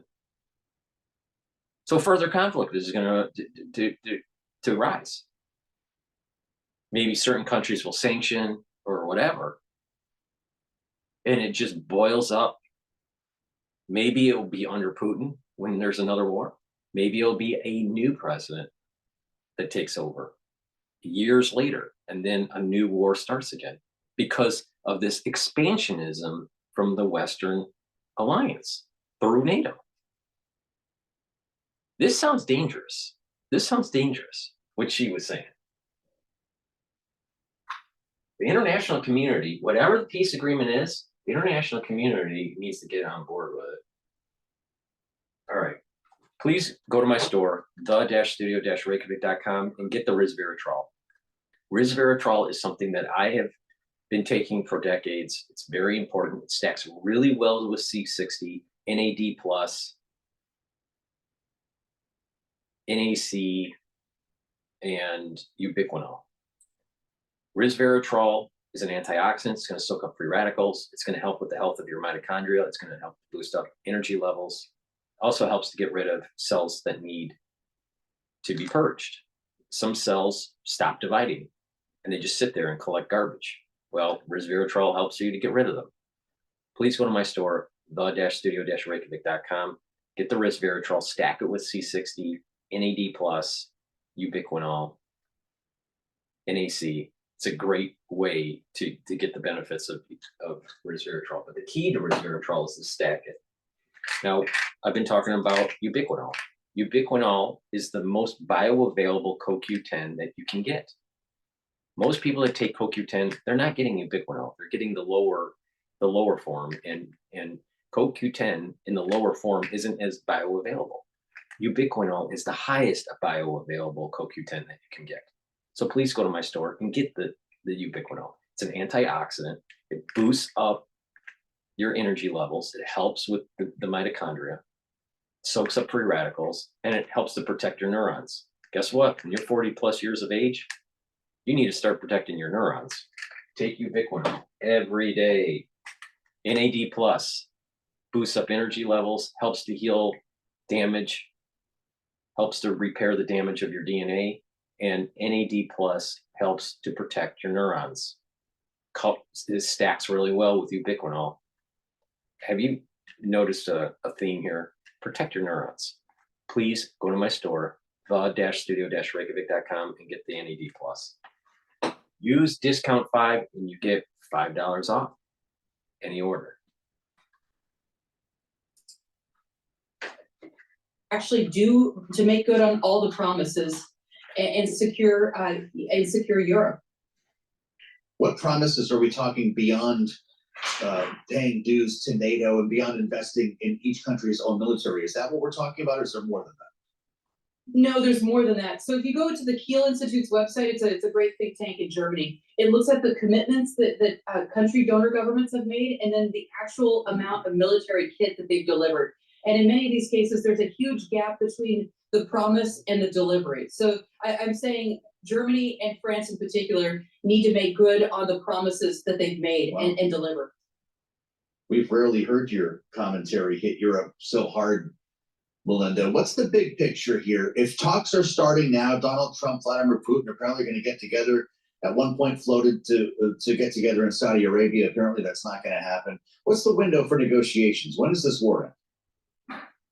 So this war ends when Vladimir Putin decides that it ends. That's the hard truth. If Donald Trump pulls out and sends no more military assistance, Ukraine will keep fighting. And the Ukrainians have 6 to 8 months more where they can continue at about the same pace. So even if the United States says no more, it's over, that doesn't mean it's over. And you heard Volodymyr Zelensky saying, any negotiations have to involve Ukraine. So don't try this Yalta-like format where you exclude Ukraine. We're not going to agree to it. So I think we are getting closer and closer. We see Trump wants peace. He wants, the rumor is, Joe, that he wants the Nobel Prize. And he thinks that bringing peace to Ukraine might give him that. And let's hope, if he can do it, absolutely. But it's really a question of when Putin has decided that the costs exceed the benefits, and they don't at this point for Moscow.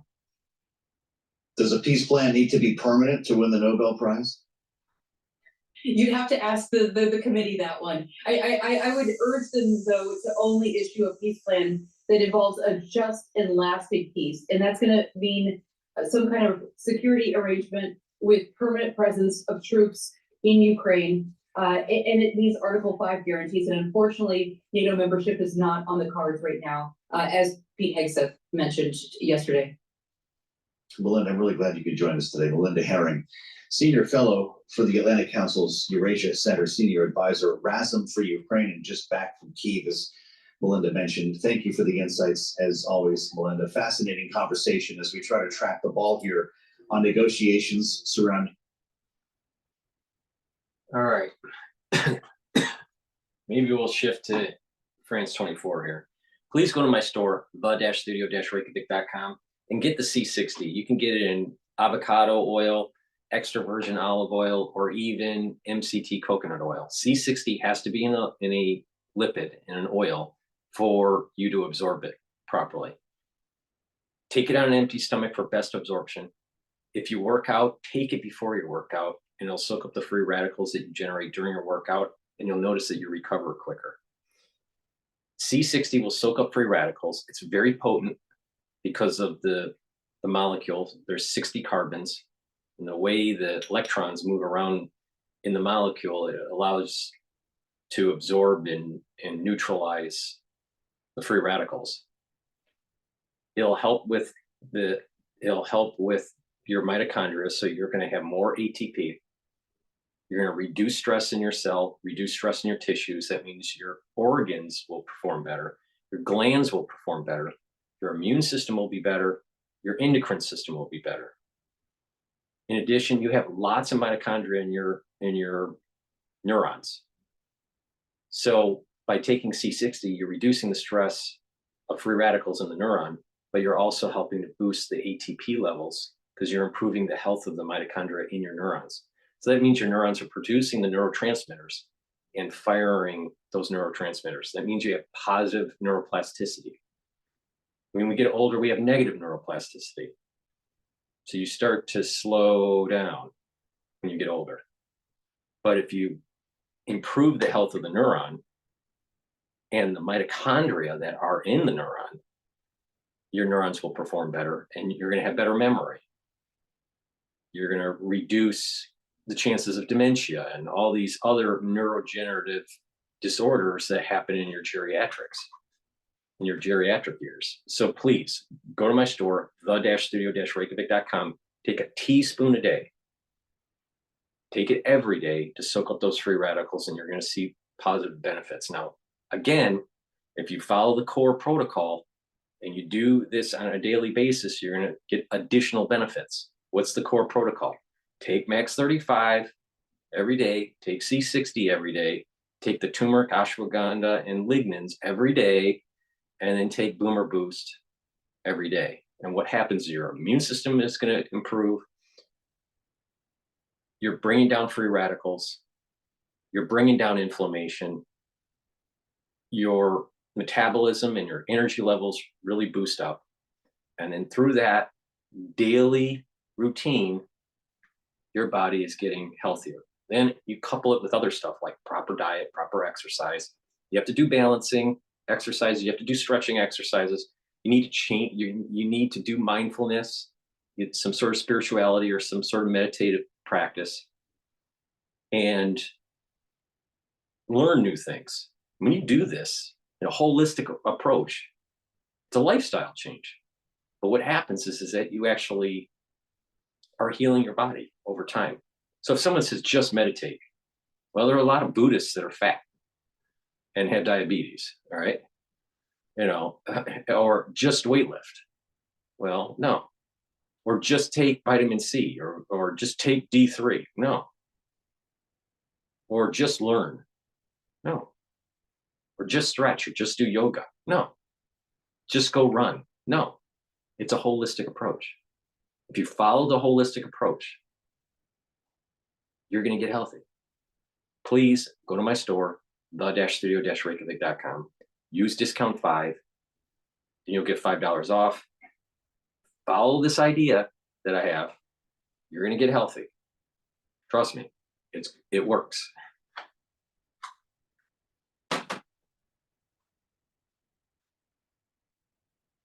Now we'll go back to Bloomberg again because France 24 looks like they're on break here.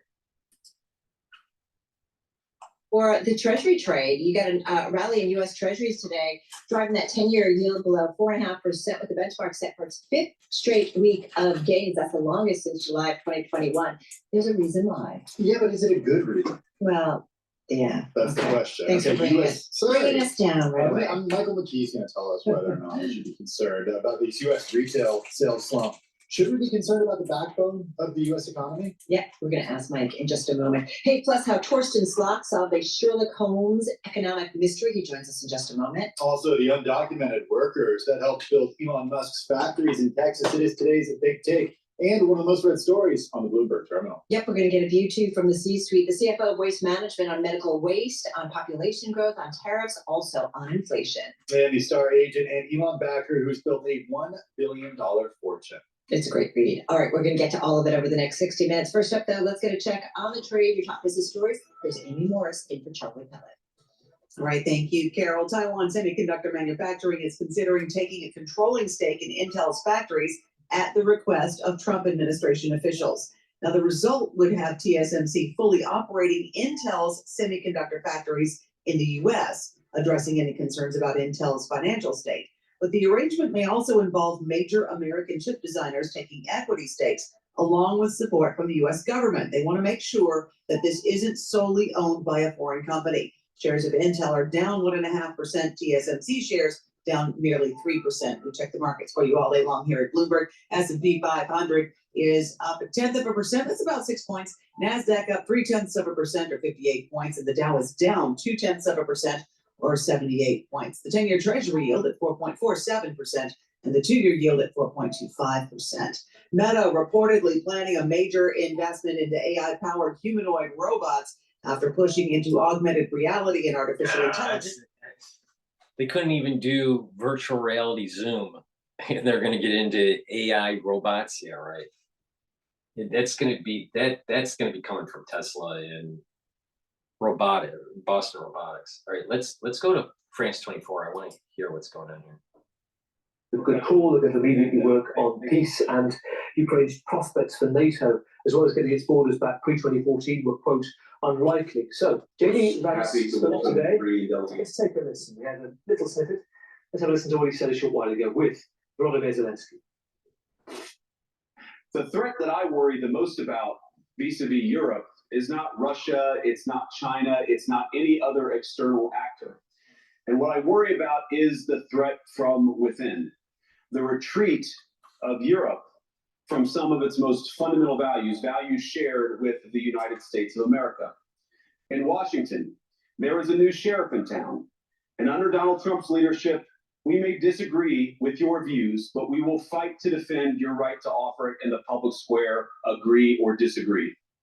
So that was the message to Europe at the Munich Security Conference. They then went on to talking about the need for Europeans to engage more and also do more. Let's take a listen to the second part.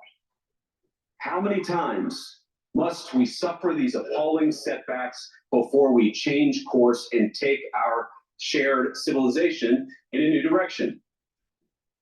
No voter on this continent went to the ballot box to open the floodgates to millions of unvetted immigrants. So this happened after the attack in Munich yesterday, the car ramming incident. This Afghan suspect arrested, more than 30 people injured. So the whole point of the Munich conference, which was enacted after the Second World War, the mantra of it's called the Munich Rule, which is engage, interact with each other, don't ignore one another. That might be part of the reason why a number of European leaders, including the German Foreign Minister and Defence Minister, said it was met with barely any applause. They were shocked about having been preached at and not talked to about finding a best way forward. Aside from that today, away from the politics, France 24 has been looking at the implications of Trump's conversation with Vladimir Putin this week, speaking to soldiers in Ukraine on the front line. Far from politics, these Ukrainian soldiers are training near the front line. 3 years into the war, they're worried about a halt to US military support. The consequences will be catastrophic. We will continue to lose. We are paying a heavy price today, and it will eventually be even higher. The announcement of a possible peace negotiation with Russia has been a rude awakening for the soldiers, as if all their sacrifices had been for nothing. I think it will be chaos. I think it will be chaos. I think the soldiers who are now fighting for our land won't listen to Zelensky and will continue to push because this is our land. How can we just give it to someone just because they take it? I don't think it will work. I don't want it, but I don't know. They're political. We are just a little people. What we can do? We just fighting. That's it. For now, they intend to continue to fight, even if in the end, the outcome of the war will be decided not on the ground, but several thousand kilometers away. Staying on the ground in Ukraine, Ukraine's president has said there's a significant attack on the protective shield of the disused Chernobyl nuclear plant. It was the scene of the biggest nuclear disaster back in the early 80s, where he told reporters that a drone attack from Russia had caused significant damage to the one thing protecting the disused main reactor. We're also hearing from the Kremlin today claiming Volodymyr Zelensky orchestrated the attack himself as a lobbying effort, they said, while he's with foreign leaders in Munich. Here's Emerald Maxwell. The attack took place in the middle of the night Thursday, damaging an outer protective shell built to contain radiation at the Chernobyl nuclear power plant and starting a fire. In the hours following the explosion, the Ukrainian president sought to reassure. A Russian attack drone with a high explosive warhead struck the shelter protecting the world from radiation at the destroyed fourth power unit of the Chernobyl nuclear power plant. The fire has been extinguished. As of now, radiation levels have not increased and are being constantly monitored. The damage is located in a highly sensitive area. The massive metal dome covering the reactor that exploded in April 1986. The outer shell that was hit was erected over the remains of the reactor in 2016 to stop future leaks. There's also an inner protective structure that was not damaged. Volodymyr Zelensky has expressed his outrage at Russia. The only country in the world that attacks such sites, occupies nuclear power plants, and wages war without any regard for the consequences is today's Russia. This is a terrorist threat to the entire world. The Kremlin has denied the attack. Radiation levels on site and in the surrounding area remain normal. The Ukrainian authorities and the International Atomic Energy Agency are continuing to monitor them. Let's go to the Middle East, where Hamas has named 3 more hostages to be released in the next 24 hours. The fragile truce in Gaza continues into a 4th week. These are 46-year-old Israeli-Argentinian Iya Horn, 36-year-old Israeli-American Sagoy Dekelshian, and an Israeli-Russian captive too, Alexander Trufanov, will be freed tomorrow as part of the prisoner hostage swap that appeared to be very much in crisis and close to collapse earlier this week.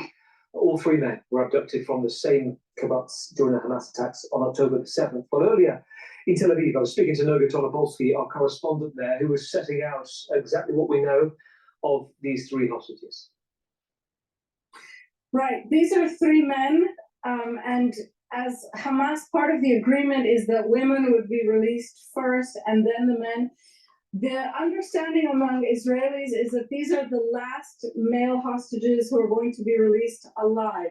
So as we saw last week, Israelis were quite horrified by the condition of the men released. I'd have to say that the whole country is girding itself for some pretty difficult, harsh images tomorrow. And then for matters to get worse, because part of this first phase of the ceasefire involves also releasing the dead bodies of 8 further hostages. So that stands in the balance.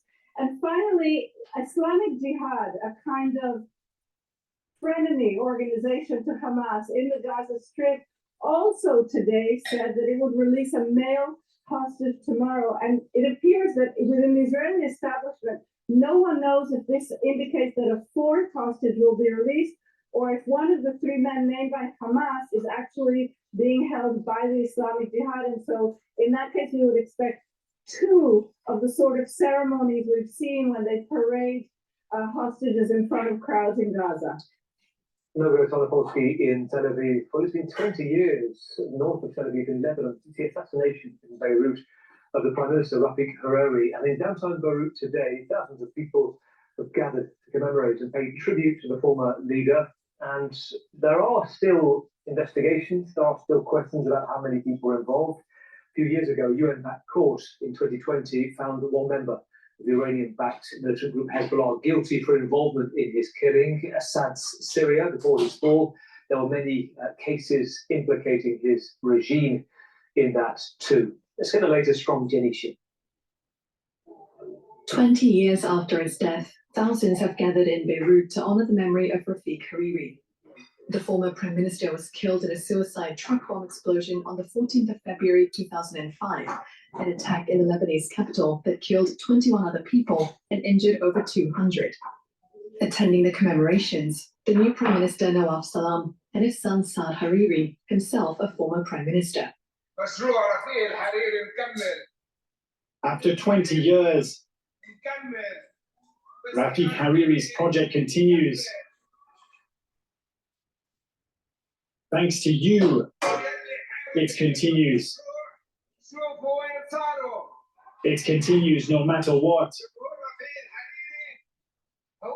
Those who tried to assassinate the project, look at what happened to them. Saad Hariri left power in 2019 before going into exile in Dubai after a series of political and financial failures. But today he's poised to make a return to the political scene amid the election of a new president and the weakening of Iranian influence in Lebanon. In 2022, 2 members of the militant group Hezbollah were convicted by a UN-backed tribunal for their role in Rafik Hariri's murder. Let's bring you up to date with developments in the DRC in the east of the Democratic Republic of Congo. We are 2 weeks on now since Goma was seized by Rwandan-backed rebel fighters, the March the 23rd group, known as M23. Today, we're hearing that they have taken a town further south, or at least an airport further south, close to a major city of Bukavu. This is one of their aims, the group has said. In the meantime, the UN has said at least 4,000 civilians have been killed. African leaders have been working to try to contain the conflict from spiraling. Earlier, we heard from Emmett Livingston, our correspondent in Kinshasa, on what he knows about this latest grab by the group.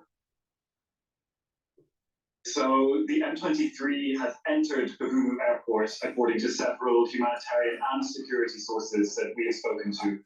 A senior Congolese military official confirms the presence of M23 fighters and Rwandan troops, but he says the Congolese armed forces are around the airport and that fighting continues. The M23, for its part, has claimed that it has taken the airport. Either way, there's fighting happening in the airport. This is an extremely important development because Kavumu is a highly strategic Congolese military base and is considered the very last bastion of defense before the city of Bukavu, which is the second largest in eastern Congo. Emmett Livingston in Kinshasa. We're hearing today that Pope Francis has been admitted to hospital, has been treated for bronchitis. We're hearing from the Vatican to say that he's got a minor respiratory infection. It means he's not likely to do he's not likely to be there on Sunday for Mass at the Vatican, but they're saying that he's had a week of troubles with his breathing and he's still got to undergo more diagnostic tests. So they're just coming from the Vatican. Let's bring it up to date with something a little Valentine's Day, a kiss that in some sense went a bit far. This is a kayaker in Chile. It's footage of Adrian Simancas, who was paddling off the Patagonian city of Punta Arenas. Take a look at this. A humpback whale briefly swallows him before he spits him out, unharmed, but all captured by his father, stunned. This is his father who said, yeah, relax, relax, he can be heard shouting, as if it was going to make a difference inside. Maybe it did. Anyway, it's a happy ever after story. It's not particularly romantic. He's alive. Stay with us here on World View. We'll be back in just a moment.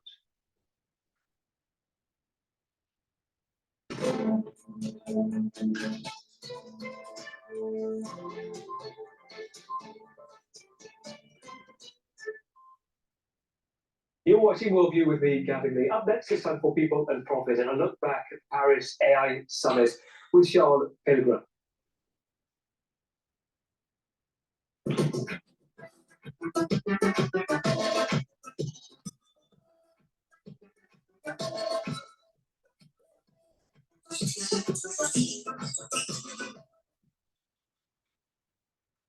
Hello and welcome to People and Profit. I'm Charles Pellegrin. The AI Action Summit is over. Paris's Grand Palais now stands empty after the likes of Emmanuel Macron, Narendra Modi, J.D. Vance, Sam Altman, and Sundar Pichai took to the stage to praise the benefits of artificial intelligence and claim their stake in its future.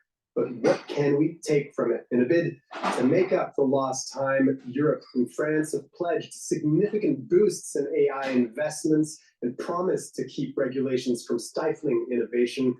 The US has vowed to remain the dominant force in the field, and China was eager to play the part of the responsible actor, signing on to a joint declaration to, quote, ensure AI is open, inclusive, transparent, ethical, safe, secure, and trustworthy, and making AI sustainable for people and the planet.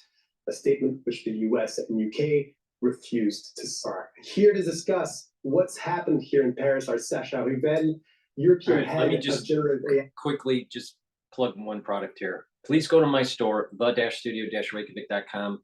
Get the Max 14 or the Max 35. Take it every day. Take a teaspoon a day, swish it in your mouth, gargle about 20-30 seconds, and then swallow. You're going to improve your immune system. It's part of the first pillar of my core protocol for good health, boosting up your immune system, and slowing down the aging process. So please go to my store, the-studio-reykjavik.com. Get the Max 14 or the Max 35. Take a teaspoon a day, every day. If you're not feeling well because of the cold season, what you want to do is take a tablespoon or two a day. Again, put it in your mouth, swish it around, gargle 20, 30 seconds, and then swallow. Very easy. It's going to improve the epithelial lining in your oral cavity and in your oral pharynx and maintain that mucosal barrier and boost up your immune system. Please go to my store, the-studio-reykjavik.com, use discount 5, and you get $5 off any order. Governance frameworks, but also in terms of very concrete applications of what this technology can do. Alexandre Zapotsky, what about you? So I think so. France, President Macron, they have shown that France and Europe are in the place. I mean, I'm not sure that it was so clear for everyone, but after this summit, I think it's absolutely clear. We have the energy, we have the community, something absolutely important. You said it, everyone was here, not only the government. It's a big difference between Bitchute Park and, of course, the Korean summit, because it was online. Here we had absolutely everyone in the same place, the government, the entrepreneur, the civil society. And so everyone was here together. And maybe to understand also that AI is not only a business. AI is also a question of which kind of world we want, which kind of society we want, and the code that has been signed by more than 60 countries, I think is absolutely the main takeaway of this event. A statement signed by 61 countries, except obviously the big one, the United States. And we're going to talk about the place that Europe finds itself in compared to the US. One stat from last year in terms of funds raised in the AI space in the US, I think it was around $47 billion, whereas in France and Germany together it was $2.5 billion. So will this summit actually bridge the gap?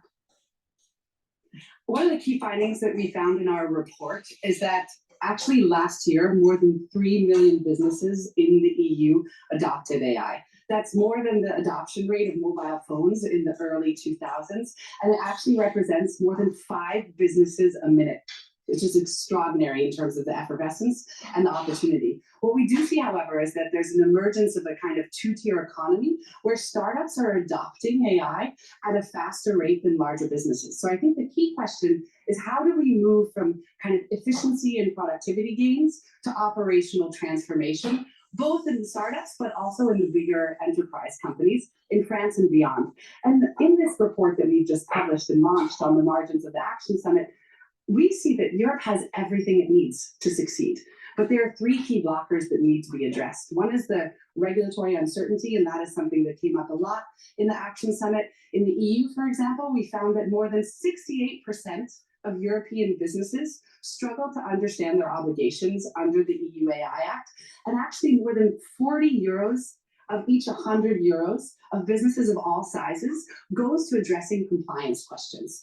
And so in order to realize the vision of, for example, a digital single market, we need to make sure that these regulations are harmonized and that companies across the EU have the clarity necessary so that they can scale. Because fundamentally, companies like Linagora want to be French and European champions, but they also want to be global champions. And that's one of the key things that we see in terms of blockers. The second piece that we found in this report that we just launched is that businesses are coming to us to say, look, we have the technology, we know what we want to do with it, we know our business challenge, but we don't have the skills necessary inside of our company to address the challenges that we would like to face. And so really investing in skills building inside of companies, but across educational systems, and France has been the leader in this, and a lot of their initiatives is really key. And then thirdly, speaking to your point, one of the key blockers to accelerating AI adoption is lack of investment. And in fact, businesses that we talked to across the EU said that government incentives and public funding and private investment from VCs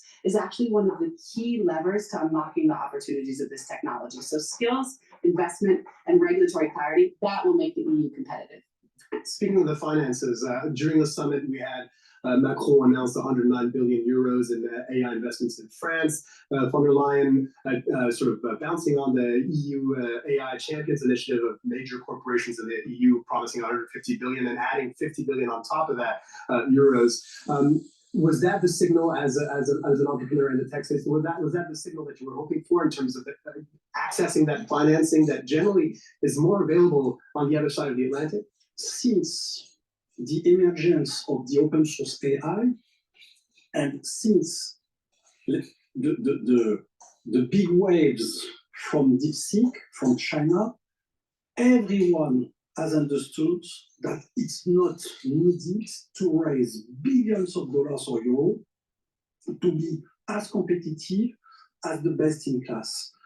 With open source, and that's the beauty of open source AI, everyone has this chance to compete on the global market. You're absolutely right, Sasha, but it's not a question of money, it's a question of impact. And so we are in the race. France is in the race. Europe is in the race. What we need more than money, because there is a lot of money on the market. You said it. It's no more an issue in France and Europe. No, the main issue is about the data sets. When you do open source AI, you need to have access to open source data sets. And we have not a lot, but we have some big data set to train our model. Linabora just released his own model that we have used to train Lucy. 3 trillion of tokens. It's a lot. It has been downloaded more than 65,000 of times from Hugging Face. So it starts to scale. People, they have understood that we have done something huge with that. But after the phase of training of your AI, you need a phase of post-training. And this instruct phase, it's where you teach to your AI, so for example, for our Lucy, to interact normally with human people.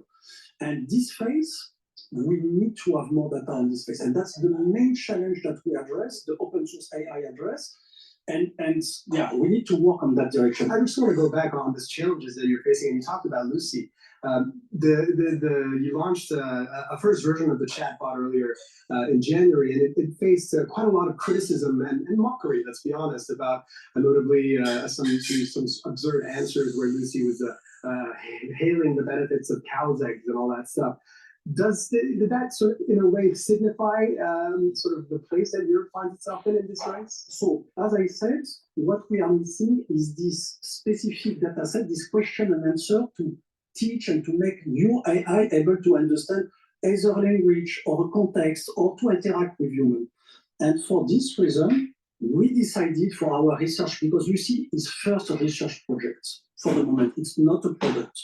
And so we released this Lucy.chat, where we propose to our community, the OpenLLM France community, to interact with Lucy. But we didn't think that so many people, they will join and they will try to use Lucy and so on, and they have tested the model like if it was a product, but it was not. And so the Lucy is not yet totally trained. That's why the results are not so good. There are like GPT-2, which is at least not so bad, but we want to have Lucy as the same level as the best in class. And so we are working on this in that direction, and you are going to see Lucy that is going to come. What's interesting here is that these frontier models, like Gemini, ChatGPT, OpenAI, X1 by Elon, and some others, it takes an awful lot of computational power and time and money to train the model. All right. Now I don't know the underlying architecture of the model. It's probably neural networking, using neural networking to train the model. That's my gut feeling, but I don't know for sure on how that's done. Nor do I care. But the thing is that as the point I'm making is, as these frontier models are built out, there'll be other language models that are built on top of them that will be more specific to your needs in industry. And once many of these AI species, I'll call them species, as more of these LLM species populate the environment and more people use them and they're training off of their particular data set, a lot of this stuff is going to be proprietary. It's going to be done in-house when computational power starts to go down.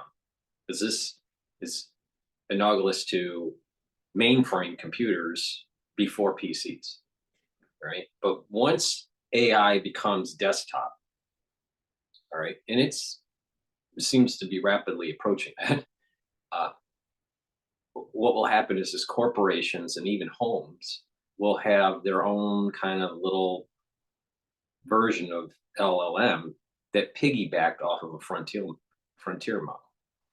So what happens is that these companies, once there's more LLM species out there, these frontier companies aren't going to be, they won't have the competitive advantage. They won't have,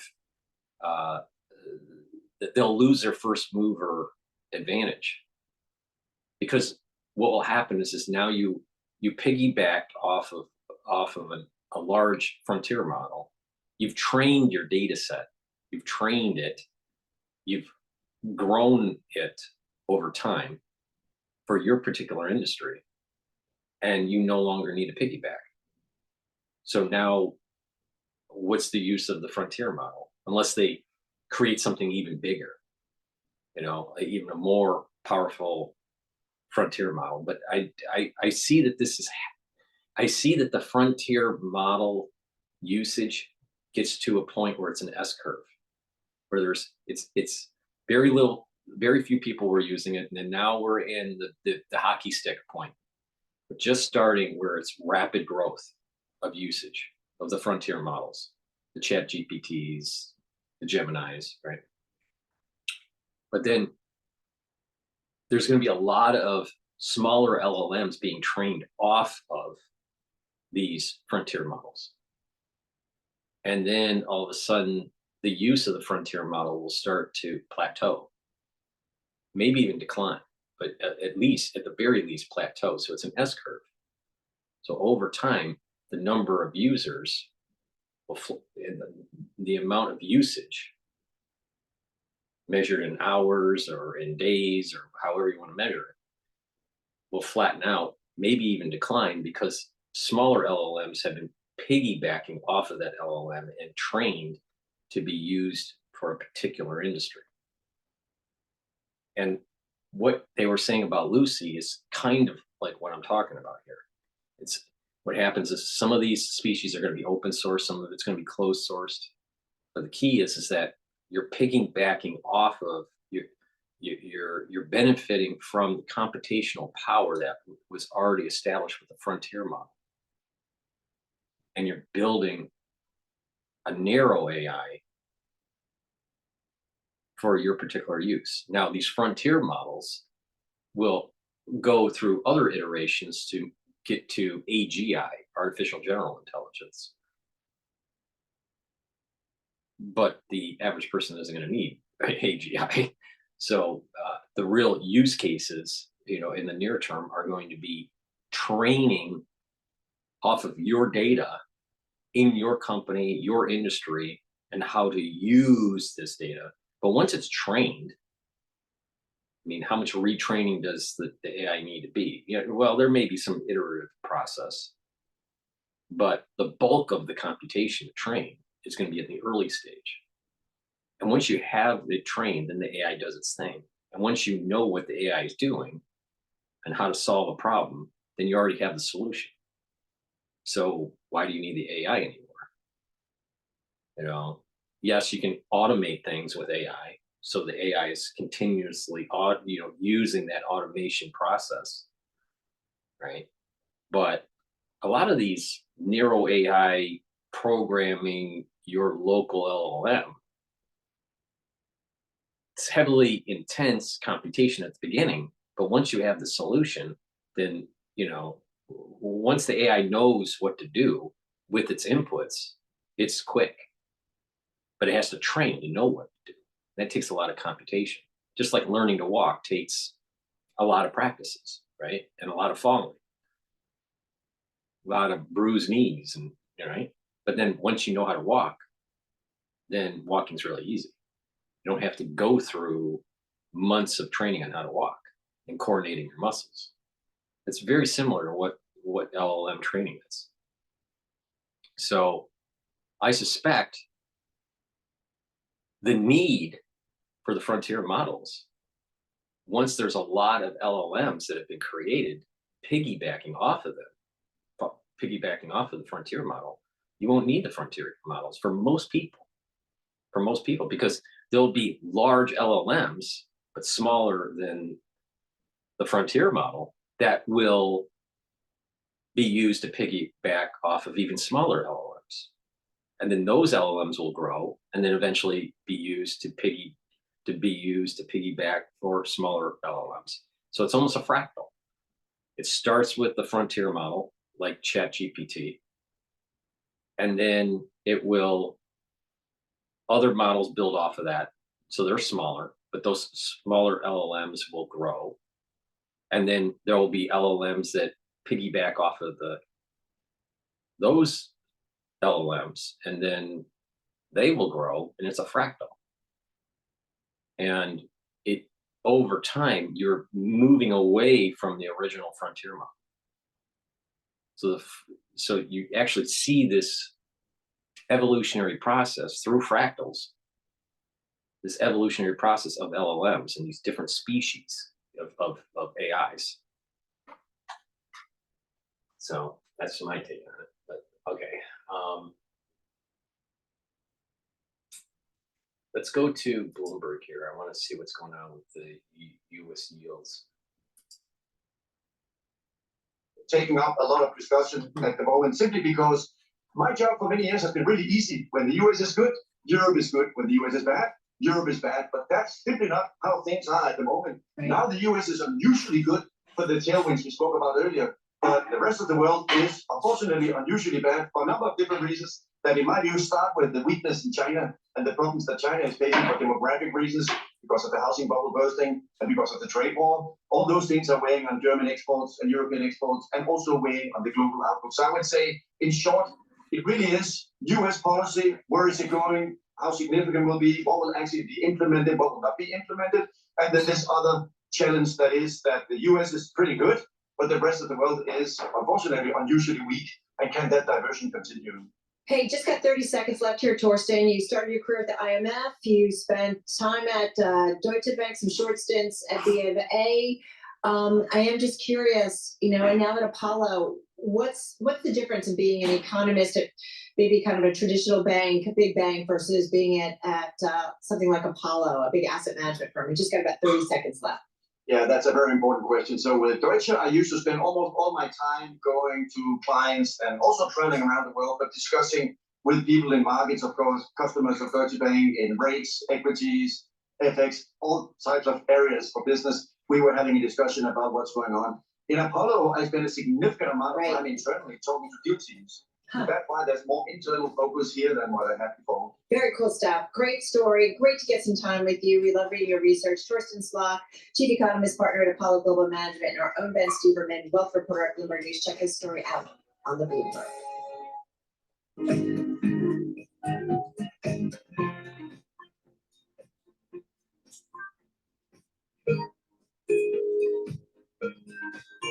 Let me just plug a product here, but the ones that are on X Spaces, I appreciate you listening. And if you have any questions, just ask for the mic. Please go to my store, the-studio-reykjavik.com. Get the toothpaste. This is a structural nano silver toothpaste. It's a very high quality toothpaste. It's fluoride free. It whitens your teeth, freshens your breath, reduces inflammation at the gum line, improves your gum line. It neutralizes pathogens that produce plaque. And with good oral hygiene, you're reducing your chances of cardiovascular disease and valvular disease. This is the best toothpaste. No kidding. I'm not speaking in the hyperbole here. This is the best toothpaste that you could buy. Way better than anything that Alex Jones sells. So why not support my work and get a few tubes of this toothpaste? It's something that I use. And not only that, it's the highest quality toothpaste that you can buy. Please go to my store, the-studio-reykjavik.com. Get a few tubes of this toothpaste. Make sure you use discount 5, and you get $5 off any order.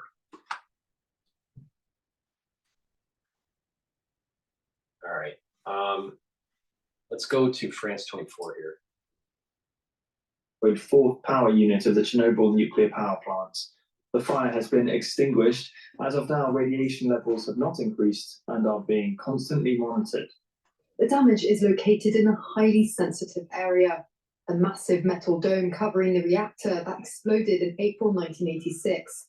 The outer shell that was hit was erected over the remains of the reactor in 2016 to stop future leaks. There's also an inner protective structure that was not damaged. I remember. Now, you know, I'm an older person, I guess, but I remember the Chernobyl accident. All right. And the thing is, we're still living the echo of that through this whole warfare in Ukraine. And it also is a hint or a warning to humans, to the human race, that we are playing around with technologies, and we are playing around with certain engineered systems that we cannot fully control, that there are black swan events that take place. Now, my first introduction of black swans was a course that I took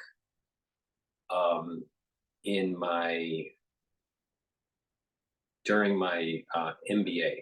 All right, it was a management course, and it was talking about how complex systems that you engineer could drift away from the designed intent and cause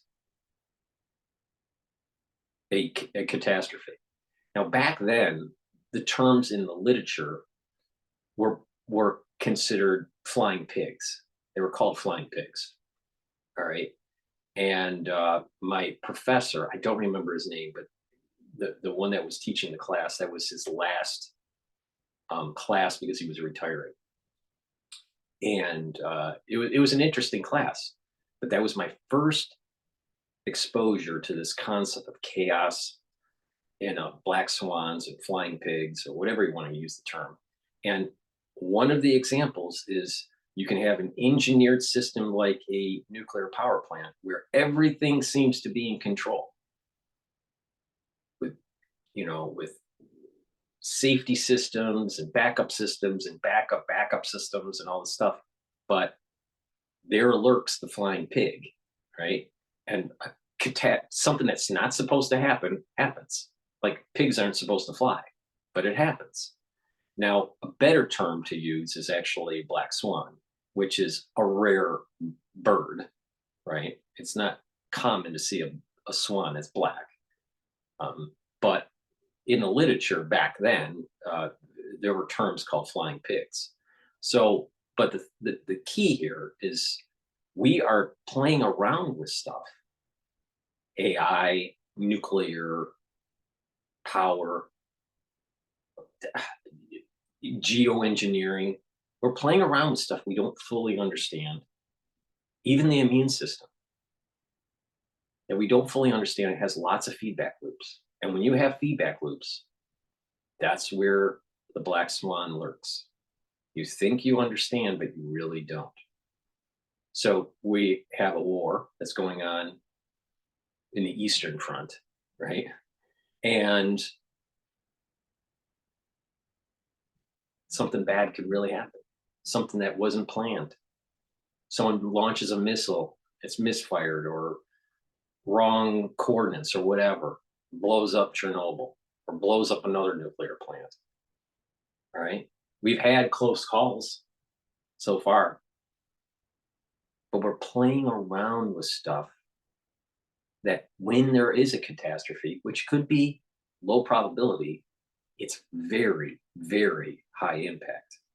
Now, what can we learn from nuclear power and the accident from Chernobyl with artificial intelligence and AGI, artificial general intelligence? We have people like Sam Altman that think they really understand what they're playing around with. They don't. Sam Altman is not wise enough to do what he's doing. He's too young, inexperienced,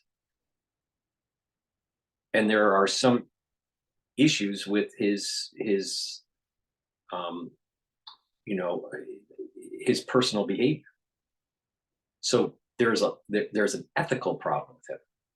And when you have ethical problems that seem to be antithetical to biblical principles, and you play around with technologies that you don't fully understand and are put up on a pedestal by media, by big finance, as if they are a guru, guess what? Black swans will come out of that. So we have to really pay attention on what's going on with artificial intelligence and how it's going to affect the job market. I've spent a lot of time. I got an MBA in finance. I worked in corporate, finance. I did institutional trading. I've traded financial markets to an extreme at a personal level and at an institutional level. I have a Ph.D. in finance. All right. I know quite a bit about finance and economics. No one in the world has been able to explain what will happen and using economic principles, economic law, economic theory, what will happen in an artificial intelligent world where there's a decoupling of labor and capital. No one understands at the economic or financial level, no one understands it. There's no economic theory to explain what happens when labor and capital decouple. Because the way our whole society works is labor and capital are coupled, where people invest in businesses, people are employed, and then people use that money to buy goods and services. But when less people are employed, or no one's employed, and all activity to the extreme is done by an AGI, what happens to an economy that's debt laden? How do bonds get paid? Where's the tax revenue? How does individuals eat? How do they pay their mortgage? Do they go to school? Because most people go to school to get skills to be employed. The whole society is predicated on this coupling between labor and capital. And this is the reason why Sam Altman and all these artificial intelligence gurus, they're leading us down a road they don't understand. They don't understand. I'm wise enough to say, I don't understand the economic theory. Nor does anyone. No one has articulated what the economic theory is going to be when labor and capital decouple with artificial intelligence. But yet they're telling you, make sure that you download, ChatGPT search engine or whatever for your phone. Start programming it by asking. When you ask a question, guess what? These frontier models are learning. They're learning as you're asking. So you are helping. You are an agent to program, to teach the AI that will eventually decouple labor and capital. So you are literally training slowly your replacement, your economic replacement. What does this mean? All these Nobel Prize winners in economics can't explain it. All these PhDs can't explain it. All these people that are funding these damn companies can't explain it. What is going to happen? No one knows. It's a big, black hole. And this is a serious question that I am asking here. Something that is getting to the core of human existence.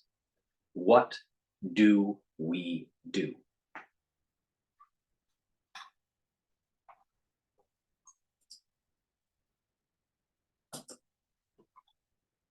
Stericycle acquisition, we closed on that in November. What I'm really excited about is we financed that transaction at a great time. I just heard you speaking about it feels wonderful. Yeah, our all-in borrowing costs are currently hovering just north of 4%. for the total enterprise. So we're in a great position. Davina, one thing to follow up on this, talk to us a little bit about what's driving costs for you. We saw higher inflation readings this week, and so I'm wondering, how are you seeing that in your business? Yeah, it's another great question. And what I would tell you is we are a human capital intensive business. At WM, we're more than 60,000 strong. And so labor inflation is certainly the place that we watch the most. And we continue to expect labor inflation will be in the 4 to 5% range. We had planned for that coming into 2025. In addition to thinking about labor inflation, we work really hard to ensure that we're more and more efficient every day. So our cost to serve is not just about cost inflation, it's about our ability to drive automation and efficiency across work streams. One of the things I wanted to ask you about the acquisition, just going back there, and you guys have talked about increased synergies of $250 million that could be realized in 3 years. Some are concerned that there isn't that much overlap and that those synergies will be tough to realize. What could you give us or tell us in terms of the progress you have made on that or expect to? Yeah, you know, for us, we're really optimistic about realizing that $250 million over the 3-year period. It's in 3 buckets. 1 is internalization, 2 is operating effectiveness and efficiency, and 3 is back office or SG&A. The place that we're most bullish is in the back office and SG&A part of the cost equation.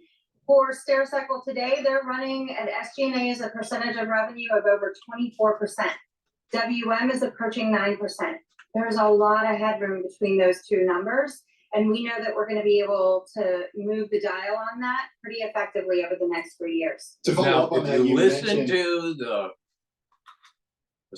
listen to in between the sentences. You read the fine print of some of these institutional investors. I used to be one, so I do know what I'm talking about here. You listen and you read the fine print. Listen in between the lines.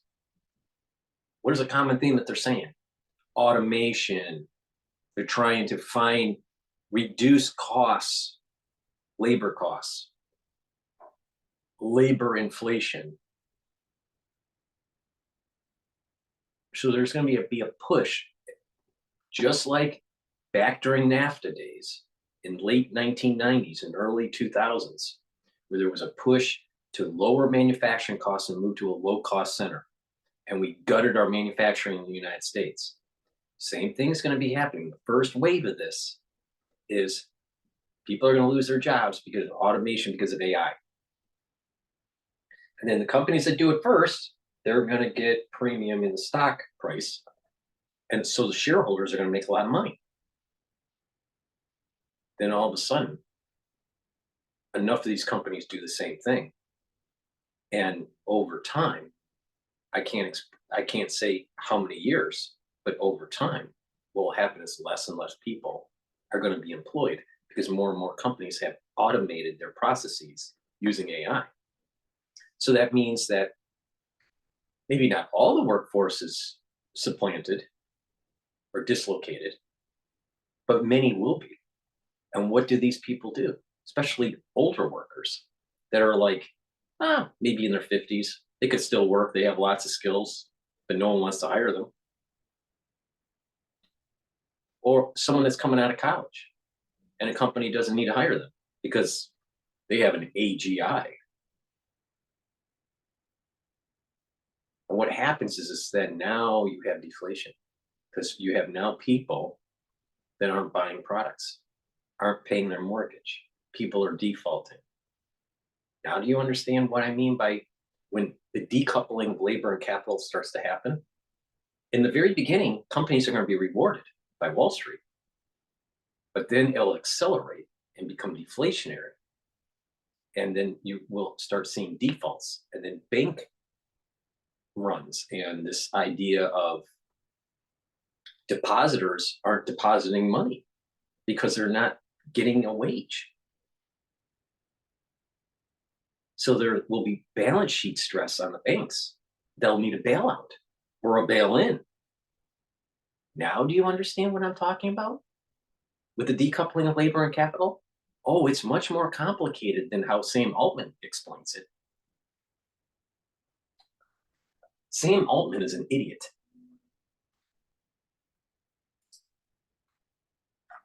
We think that that comes from strong execution, from pricing discipline, operating excellence, automation of the business where we can, and ensuring that we are customer-centric and people-centric. And those things have created strong success, even in the tough days of Right. COVID environment, and it speaks to the resilience of our business model, and we expect that to continue. Okay, only because we ask everybody, we've only got about 30 seconds. AI, how does that play into your business? Does it? Just real quickly. Yeah, certainly. We've got great things happening across the board, whether it's how we engage with our customers through chatbots, whether it's how we code. But the more exciting parts are the optical sorters within our recycling facilities. It's amazing what we've been able to do to automate that part of the business. And so we're going to continue to focus on using technology to be a better operator and provide better solutions for our customers. Well, so glad to get some time with you, Nina. Thank you, not Nina, Davina, thank you so much. Really appreciate it. Davina, of course, Rankin, she's the CFO of Waste Management, joining us there from Houston, which is where, of course, they are based, and of course, our own Bloomberg News senior editor, Nina Trentman. Do be sure to check out the Bloomberg CFO Briefing newsletter. You can find it at bloomberg.com/CFO/briefing, and also find it on the Bloomberg. Well, he's a star agent. Please go to my store, the-studio-reykjavik.com, and take this stack to help improve your cardiovascular health. But it also, part of the stack is going to help with your bone density too, and I'll mention that. Omega-3, you should be taking every day. It brings down LDL levels and increases your HDL levels. It'll also prevent your red blood cells from oversticking, preventing blood clots. All right. So omega-3 you should be taking every day to help with your lipid profile. By helping your lipid profile, you're reducing the LDL, and then less LDL in your bloodstream, less oxidized LDL means less plaque buildup. Nattokinase breaks up clots because it's fibrinolytic, but it also helps to bring down LDL levels and HDL levels. It's synergistic with omega-3 to bring down those LDL levels and improve your total cholesterol. Again, by doing that, you reduce plaque buildup. D3 helps to absorb calcium. It's a gene expression cofactor, gets rid of cells that need to go into apoptosis. But it also, when coupled with K2, helps to prevent calcium from depositing in these plaques. So you're reducing plaque buildup, all right? But also, when you stack these together and you do resistance training and you're taking calcium supplements and collagen, and you're doing that resistance training, that weight training, you're going to, over time, build bone density. So this stack right here is really important for bone health. But you have to take calcium. Now, I drink milk every day, so that's how I get my calcium. Some people take calcium supplements. That's okay too. But you need to do resistance training because you need to send that signal to that area of the body where the body will say, deposit more bone, improve the joint health, improve the tendons and the ligaments. So please go to my store, the-studio-reykjavik.com, get the D3, the K2. It's great for bone health. You do resistance training, but also stack it with nattokinase and omega-3, and that's a powerful cardiovascular health stack. So please go to my store, the-studio-reykjavik.com, and use discount 5, and you get $5 off. I do have a longevity cardiovascular box. It's discounted compared to just adding up just individual items, and you can add discount 5 on top of that. So it behooves you to go and get the longevity cardiovascular health box and use discount 5 on top of it. So I want you to get healthy. I've tried many ways to stack these things. So please go to my store, the ep4-studio-reykjavik.com. Use discount 5. Get those anti-aging boxes. Get those longevity boxes. Get the supplements to improve your health. And like I said, the stack I just told you is a great way to improve your cardiovascular fitness and your cardiovascular health.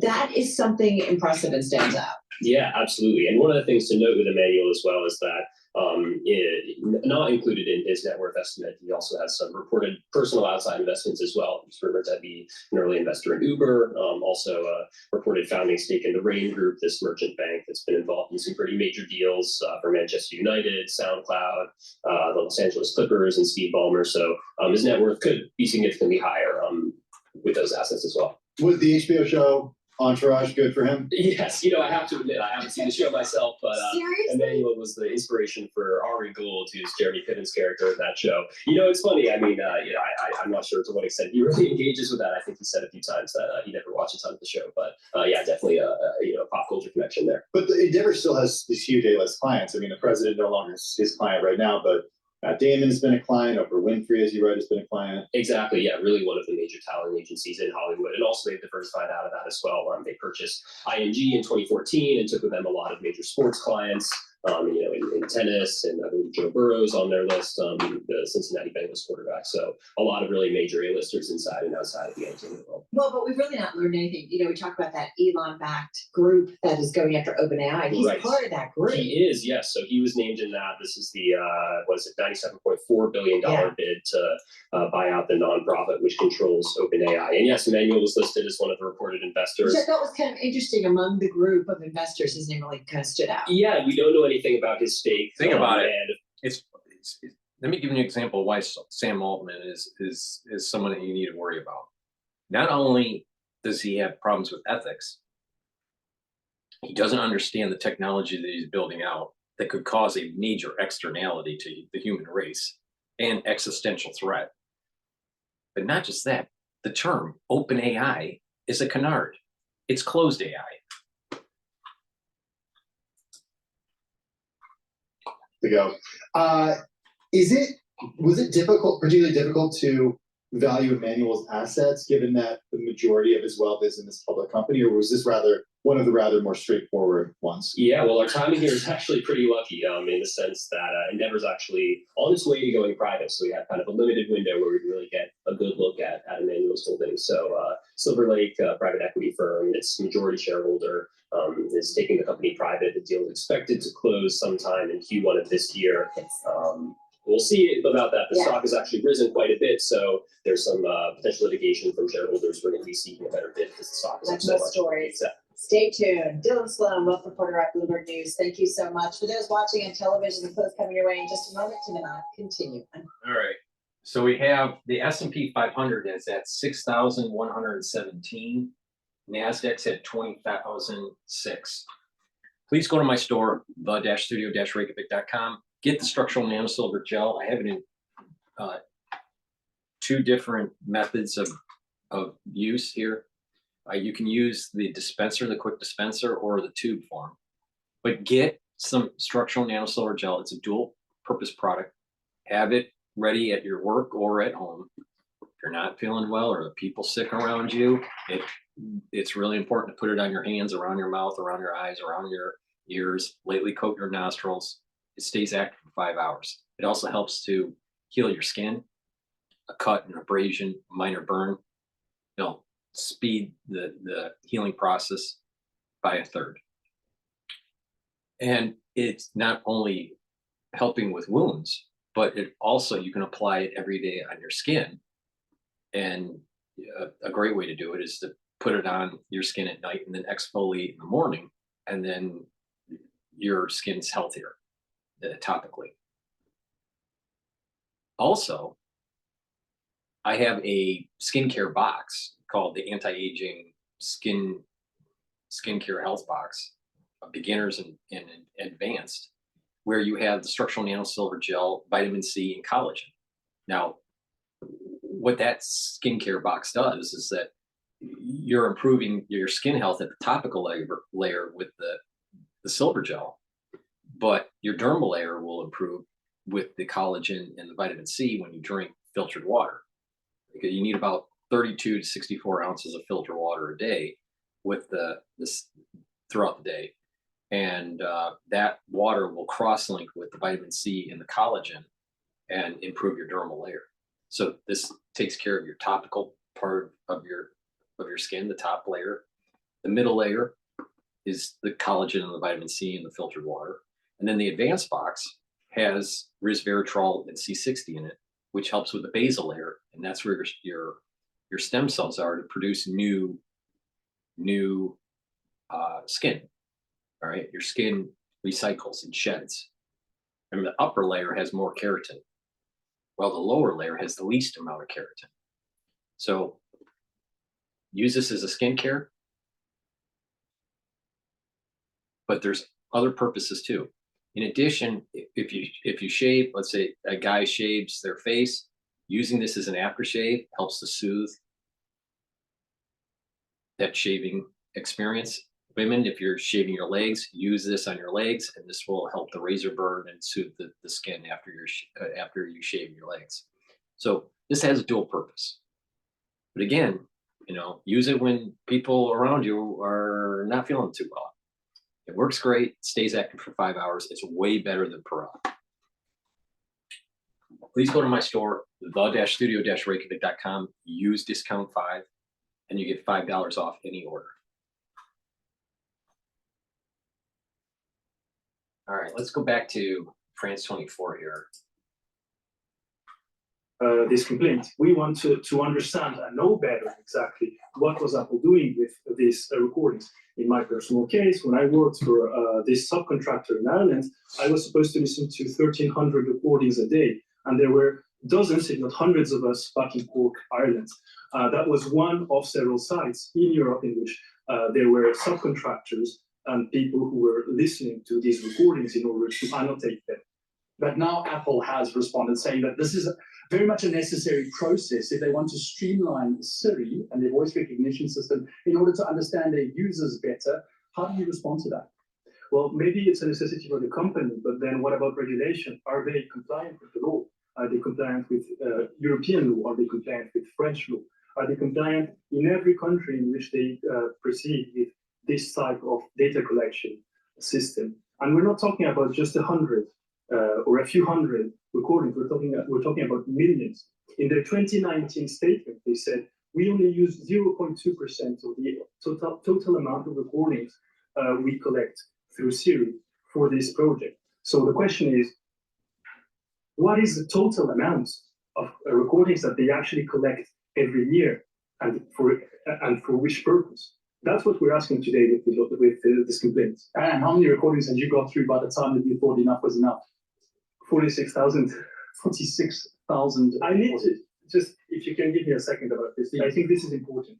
I was not aware of what I was supposed to do until the first day I got there in Cork, Ireland. And when they told me that I was actually going to work on actual recordings of actual people talking to their vocal assistant. This brings me to another very important point. You're susceptible to being recorded even when you're not activating your vocal assistant. That's also one. So you don't have to say, hello, Siri. None of that. It's recording as you're just with the next to you. Look, what I can say for certain is that I heard recordings of people who were absolutely not talking to the vocal assistant. And the question, again, is when does it activate and what type of recordings do they have access to? I think we need a proper investigation into this matter, and it's long time due, actually. And is there any hope of that investigation coming? I am very hopeful, yes, that there's something is happening right now, because the momentum has changed given that Apple has proposed a settlement back in January 2025 in California, a $90 million settlement, which is, in my opinion, very little. And so this is also a matter of European sovereignty. My opinion is that we have data protection authorities, that we have legislation here in Europe that is supposed to be protective for us EU citizens and for the people who live in the European Union. So now is the time to activate it. We're actually pretty late. We will see if it's not too late, in fact, but thanks to your efforts, I guess the story is very much moving forward.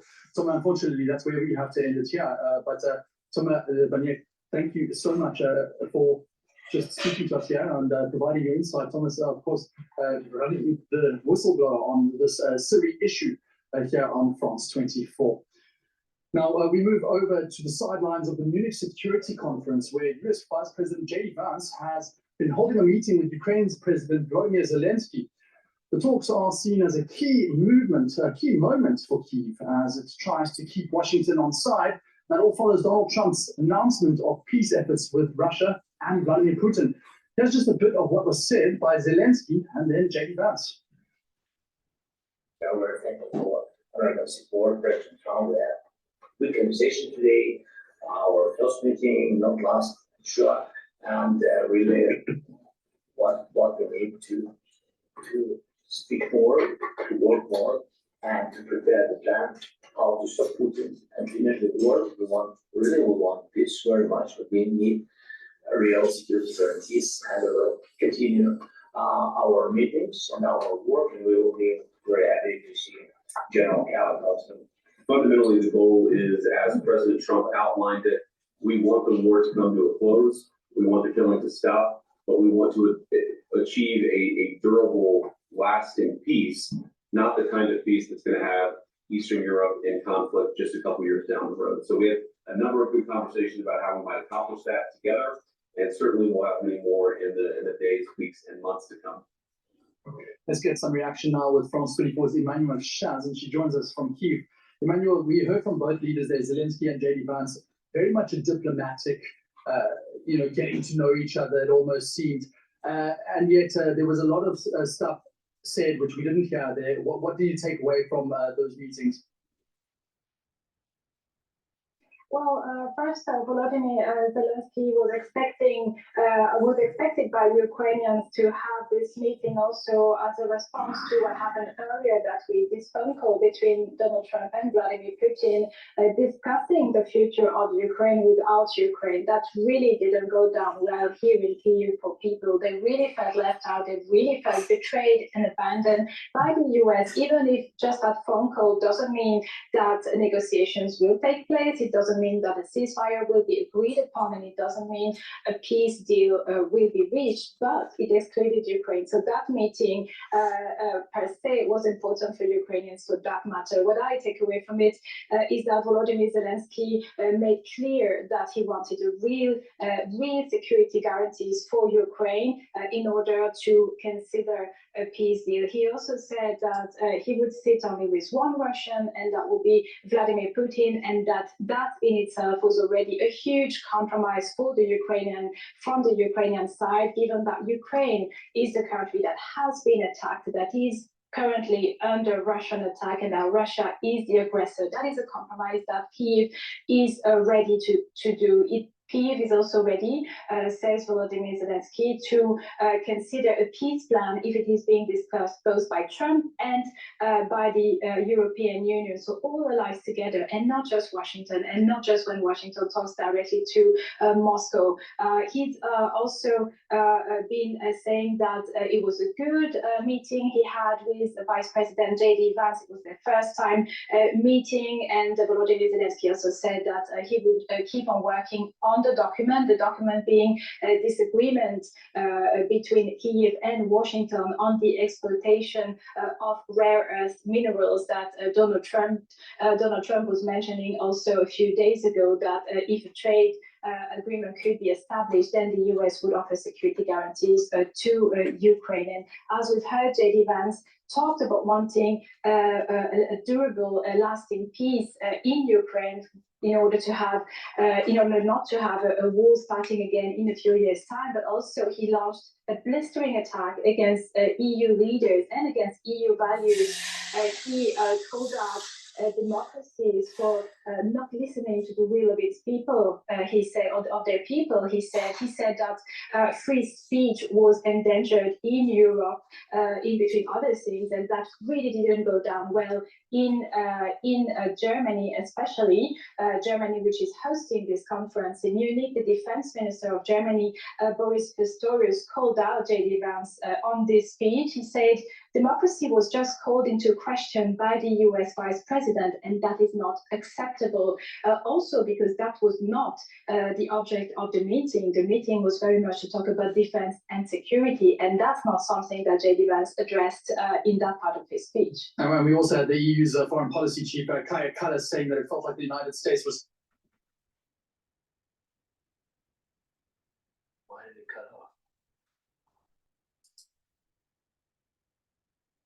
trying to pick a fight with Europe. But one thing that was ominous by its absence in that speech was the fact that J.D. Vance did not mention Ukraine once when he was addressing European leaders in the Munich Security Conference.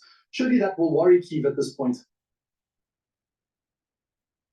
It definitely worries Kyiv. It is, however, in line with his previous stances before he was vice president. Remember, he had refused to meet Volodymyr Zelensky, and he had made very clear that he didn't care which way this war was going for Ukrainians, one way or another. Ukraine was not on top of his agenda as a senator, and it doesn't seem that the US wants to step up its support to Ukraine. On the contrary, it wants Europe to step up and to take the US's place when it comes to ensuring Ukraine's defense here. And Ukraine is still very much under Russian attack. I would like to mention that while this conference is ongoing, and also this speech by J.D. Vance was actually much welcomed by Russian media, by Russian state media also. That gives you an idea as to who is pleased with Washington's policies at the moment, and it's very much not Ukraine.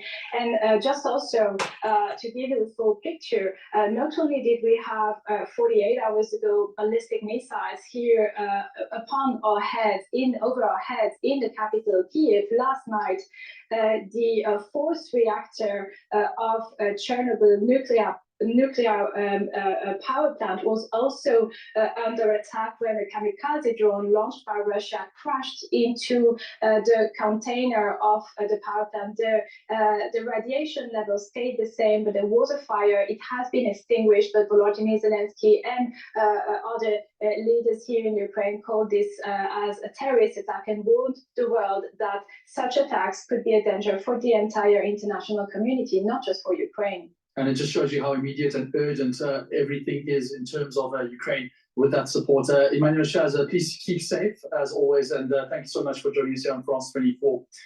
Let's get the latest from the Middle East and those developments around the ceasefire deal between Israel and Hamas. I want to go to militants have now announced the names of the.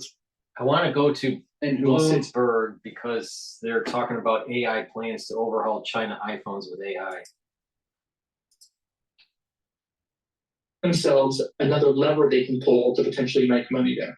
It almost makes me, listening to you, Mark, that I feel like we're going to be talking about it a lot, but it does feel like this is going to be a one area where maybe all of the big tech guys get involved. They've got the data, right? They've got the AI to actually make these really smart machines potentially. And so maybe this is the next big area of technology, and I'm not going to understate it. Apple's working on it, Google's working on it, Microsoft has looked at it in the past, and now you've got Meta throwing billions in their name behind it. So this is a big deal. All right, it still scares us a little bit. We're waiting till the robot's in your kitchen, and you think it's going all really well, served you dinner, cleaned it, and then all of a sudden it's like, you didn't like my roast or something, and it takes over. Yeah, how smart? If the robot made it all like it, it's fine. Hey, Mark, before we let you go, I do want to say we are awaiting comments from the president. This will be tape playback. He made these comments starting a little over an hour ago, as he gets ready to head to Mar-a-Lago for the weekend. We'll bring you those comments when we do get the tape playback beginning. Well, we have you. Apple planning to overhaul China iPhones with AI by the middle of the year. We know you love talking about Apple intelligence or lack thereof. What's going on in China?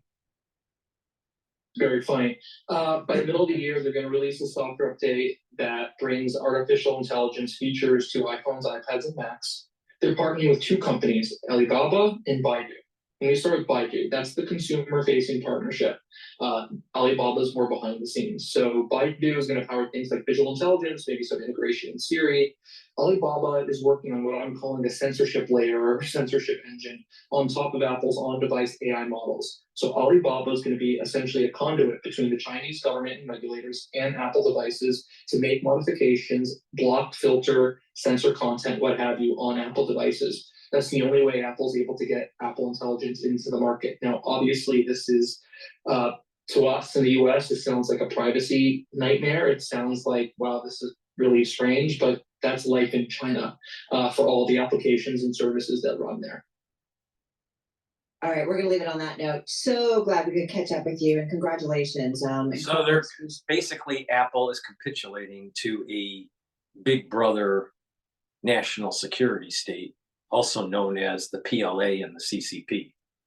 Please go to my store, the-studio-reykjavik.com, and get the Boomer Boost. This is the last pillar of the core. It boosts up your metabolism and increases your energy levels. Really important. Because when you have more energy, you move around, you build muscle, you're increasing your bone density, and just your systems work better when you have just more energy. This has 68 nutrients. You can go to my website, read the label, right? It has a lot of great ingredients in here. It's like a superfood, and you'll lose weight if you follow my advice here, all right? This helps with your cardiovascular health, your brain health, your muscles, and your metabolism, and boosts up your energy levels. Now, you take it either in the morning or in the afternoon for lunch, right? Either breakfast or for lunch. There's a big scooper in here. You take 1 scooper a day. You mix it with soft foods, filtered water, or a shake. Some people mix it with milk, a smoothie, but take it once a day. What you'll notice is you'll start to lose weight, but you'll still have your energy levels. So it's a great way to get fit. And when your energy levels get better, then you're going to be willing to work out, and you're going to get strength gains and cardiovascular gains by doing resistance training and cardiovascular training, cardio training. Now, when you take this, take it once a day, all right? Now, it works the best when you couple it with barley. I have 2 types of barley, heirloom barley and gladiator barley. Now, with the heirloom barley, this is not focused on the strength side. It's focused on just the detox, reducing the inflammation, and soaking up free radicals with superoxide dismutase. There's high density protein in here, right? This barley is high density nutritional barley, not something that you get at Whole Foods. This is way better, way, way, way better. Now, you can take it separately, but it works better when you take it with the Boomer Boost. Because when you take it with the Boomer Boost, you're going to be able to control your A1C levels. And you're going to get your protein, the high density protein, bring down inflammation, detox, soak up free radicals with superoxide dismutase. So it's a great combo, right? And you're going to lose weight when you take it once a day when you mix it. All right, now there's a large scooper in here. Now, how I'm going to explain how I do it and then how other people do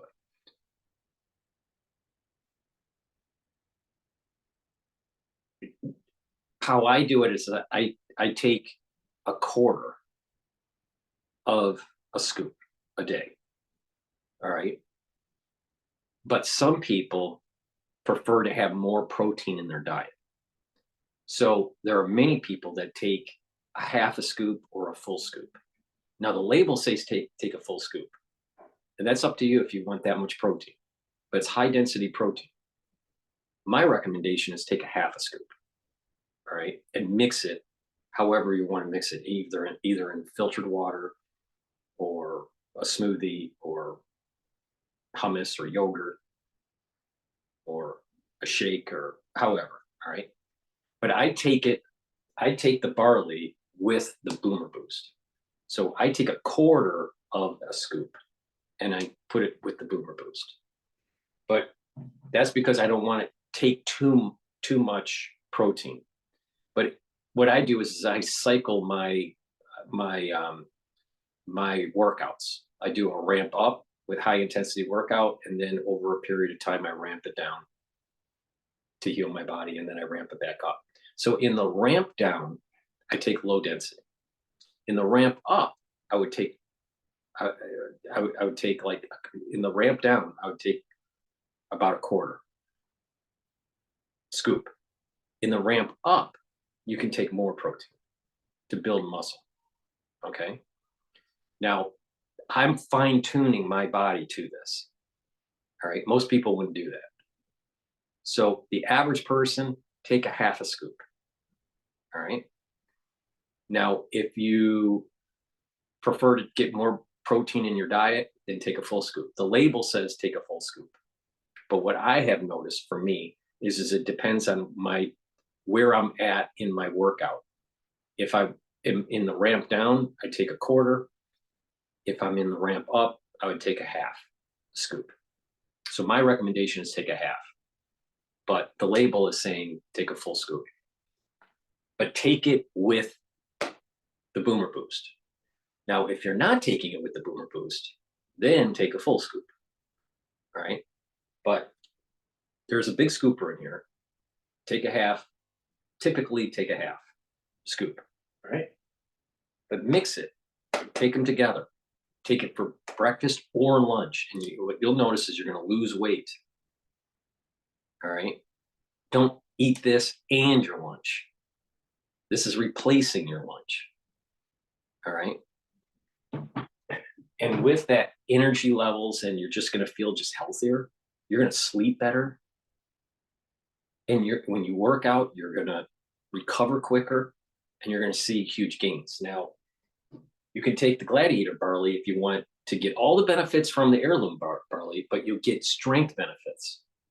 And this couples really well with the Myotrol that I was talking about earlier. So mix it with the Myotrol if you want to really supercharge it. Gladiator barley, high density protein. Again, take a half a scoop. And then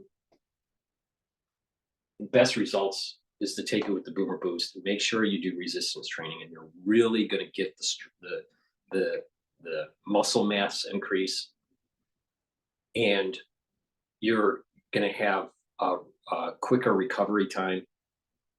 And this combo here controls your A1C levels even better than the Boomer Boost with the heirloom barley, especially when you're working out. All right. So I just gave you the recipe on how to reverse diabetes for most people. All right.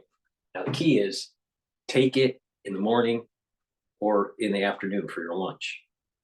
It replaces your lunch. Now, however you want to take it is up to you. I take it with hummus. Some people make a shake. Some people mix it with yogurt. Some people put it in milk. Some people, prefer just filtered water. It's up to you. But it's a superfood. When you take these two together, or the Boomer Boost and the heirloom barley, when you take them together, it's a superfood. All right. So, and then if you're working out, boom, you're detoxifying your body. You're bringing down inflammation. You're soaking up free radicals. You're getting more strength. You're controlling your blood glucose levels, and you're getting all the nutrients you need to really boost up your health. Now, again, Boomer Boost is the fourth pillar of this core protocol that I have. Max 35 to boost up your immune system. C60, soak up free radicals. Turmeric, ashwagandha, and lignans bring down inflammation. And the Boomer Boost boost up your metabolism and your energy levels. You do that, boom, you're really going to be super healthy. And you add in like Gladiator barley and Myotrol, and you're working out and you're doing some cardio too throughout the week, you're going to be super healthy. All right. And you're going to start losing, if you're looking to lose weight, you're going to start losing weight. You're going to be gaining muscle. You're going to get more bone density. So that's a great combo. I have a longevity box called Longevity Boost Box. You get Boomer Boost and your choice of heirloom barley or gladiator barley. It's at a discount. It's when you buy a box, it's lower than the price point is lower than buying the individual products, and you can use discount 5 on top of it. It's a great way to get healthy. I want you to get healthy. Follow that core protocol, and you will get healthy. Taking these two, if you got diabetes, do a little bit of resistance training and walking, and taking these every day for breakfast or for lunch, and guess what? You're going to slowly